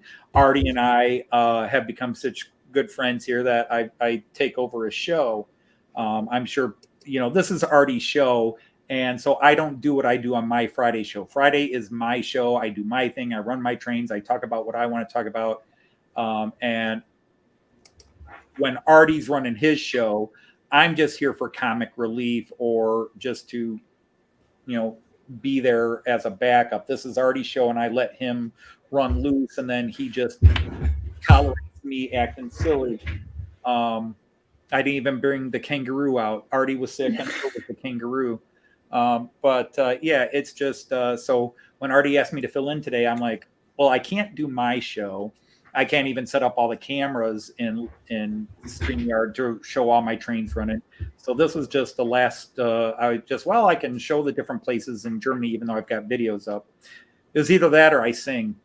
I've enjoyed the stream today. It's been really good, and it's been really great being able to sort of connect with people around the world. It's just you can't knock it. And nice people rather than some of the drop kicks I've had to deal with. So this is a whole different field for me. It's honestly a shame that I wasn't in, that this show wasn't on when I was in Jonesboro. I was actually on Mr. Railyard's stream when this was going on. We caught trains on Union Pacific and BNSF because their tracks run side by side with each other in Jonesboro, Arkansas. Oh, Jonesboro, Arkansas. When you first said you were in Jonesboro, I was like, wow, and you didn't drink the Kool-Aid. Good for you. No, it's Jonesboro, Arkansas. You have to be of an age to do that, Joe, kids. Yeah. But, UP and BNSF run side by side with each other. So if you watch Mr. Railyard's stream, the main one of BNSF is basically right in front of me. I'm basically less than maybe 5 or 6 feet from the tracks. They run side by side, and if you're not looking, they'll sometimes hold hands. Yeah. What's the time where you are, Anthony? It just hit 10 p.m., which means I'm going to start wrapping up because it's 9 o'clock here. So. Oh, okay. It's 10 o'clock in Toledo. It's 9 o'clock in Thayer. In Baltimore at 6:42. Time for the 7 o'clock news. And it's lunchtime here in Australia. Yay! Ahead of us. It's noon. And the temperature is 73 degrees up there. 73. Okay. Yep. I have no idea what it is here right now. Let's see. At 10 p.m. outside in Toledo, Ohio, it is. I have to use this. According to this, it's still 74 outside. Yeah, it was in the 80s there, but these storms have kind of cooled things down a little bit. So, nope, we had a cloudy day, although the sun came out a bit in the evening, but the lawn didn't dry enough for me to mow the lawn. I really need to mow the lawn, so I'm going to have to do it tomorrow as long as it doesn't rain tomorrow. Jean Ricard, does Robin have a channel on YouTube?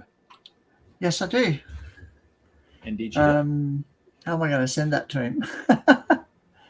and I'm probably about to offend Anthony immensely, but the vans we drive here at Roker are all Toyotas except for one, and it's a Chevrolet. Well, some people just aren't cool enough to have a Dodge, Well, here's the kicker about that Chevrolet van, Anthony. They had to take that thing. They had to take that thing to Springfield. It didn't even have 30,000 miles on. They had to take it to Springfield and have the motor rebuilt in it. That's a good one. The punchlines are really bad.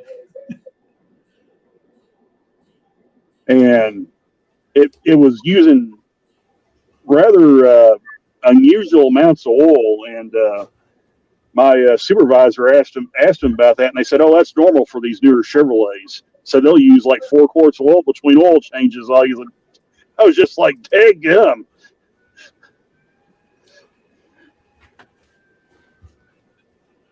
No jokes about Jones, bro. The punchlines are really bad. That's a good one.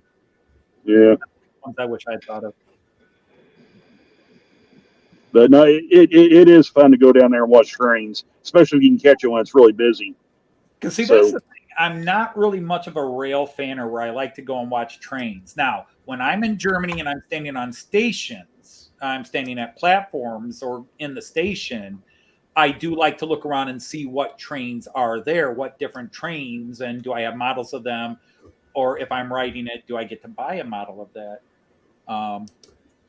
Because I got to add some new stock because we rode these trains while we were in Germany, so I got to buy some more stock. Oh no, they got some really cool trains over there. I mean, they got some really neat stuff. It's like people are talking about, is it close by here? No, it's not really close, and I just shut my machine down. But like this Class 220 locomotive I got, which is from the 1970s. I got so many people, UK, Americans, that, oh, I love that loco. And I'm like, it's actually, to me, it's kind of ugly. I don't think the design is all that cool, the shape of it. And I don't think the livery's that cool on it. But I bought it because I needed it for my a train that I've ridden on, and it was part of it. But actually I bought it as a mistake, but I needed that livery on a different train, and I bought that one by mistake. Oops. I don't think it's that cool looking a train. It's a great model, but as an actual aesthetic thing, I don't think it's all that pleasing. But everybody else is like, oh, that's a gorgeous loco, Anthony. That's really cool. And I'm like, okay. But it's like art. There's an aesthete. Everybody has their style. I mean, I don't know if I ever look at any particular locomotive. I like the fast passenger trains that aren't even locomotive driven. I just like the ICEs, the Zuma Class 800s from the UK. I do like the Railjet livery, which makes the tourist locomotives that pull them really cool. I do like the Railjet livery and the Czech or Austrian, but that's that. But there you go. Anyhow, I'm going to go ahead and start wrapping this up because I've talked everybody's ear off and bored them enough. Well, thank you, Anthony. I've had a great time, to be No, honest. I thank It's you been for good. helping me out. Most enjoyable. Oh, well, thank you. And talking to Jean or John Ricard Jean Ricard. Jean Ricard in Denmark. Wonderful. Wow. Pretty amazing. Just call him the Crazy Dane. We all do. And then Randall with his photographs Yep. of the trains coming in. Good on you. Okay. Well, And it's all silent now. Both motors are shut down. So Oh, are they? yeah, they shut down. They'll cycle. They'll shut down for a while and then they'll fire back up. It's a fuel saving thing that they're equipped with. So when they sit here tied down, they'll cycle through, shut off, and then fire up for a while and shut off. So are you collecting a crew, or are you? No, I am not getting a crew right now.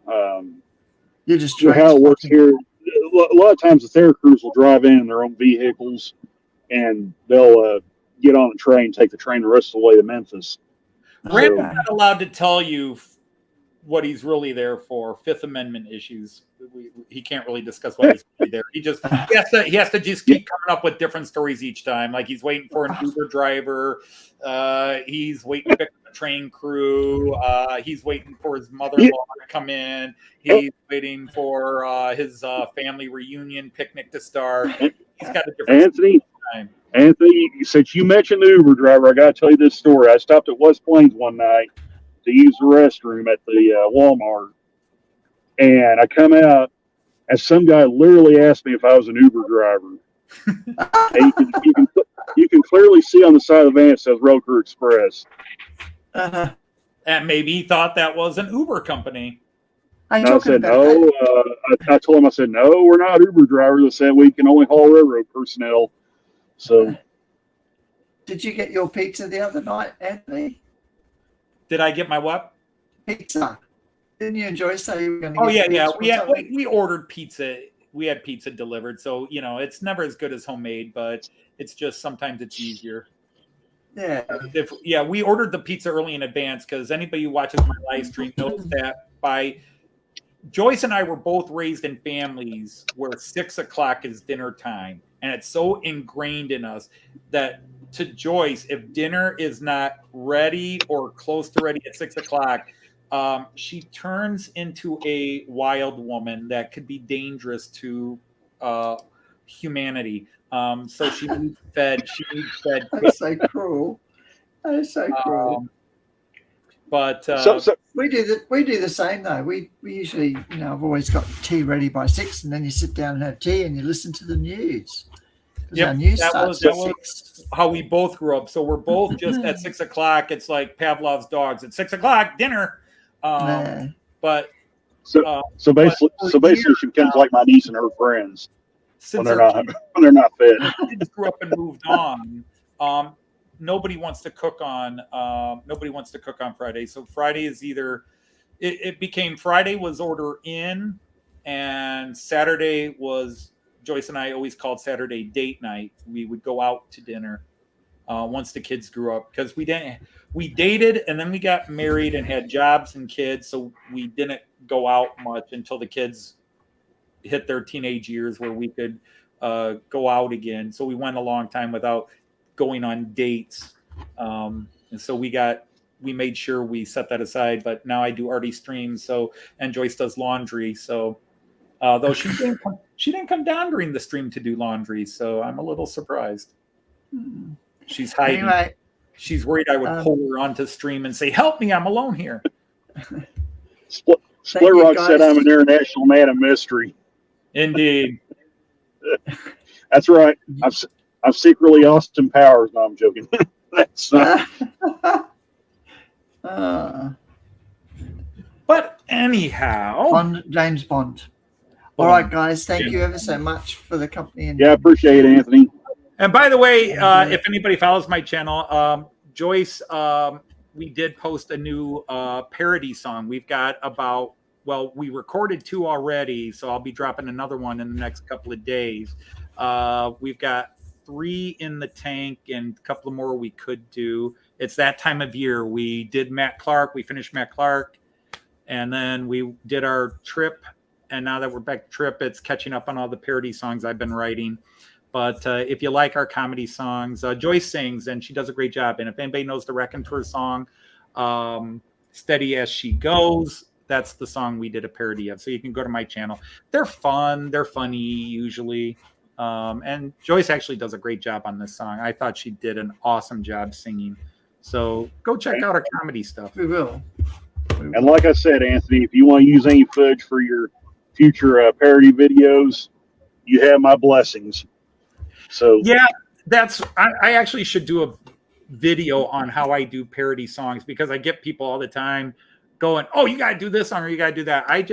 I have no idea what song I'm going to do. It's not like I say I'm going to take this song and make a parody of it. I'm just listening to 40 songs, driving in the car or in the house, and all of a sudden one song will hit me, and my brain will just suddenly make a train related or joke to it, because that's the real tough part of doing a parody song.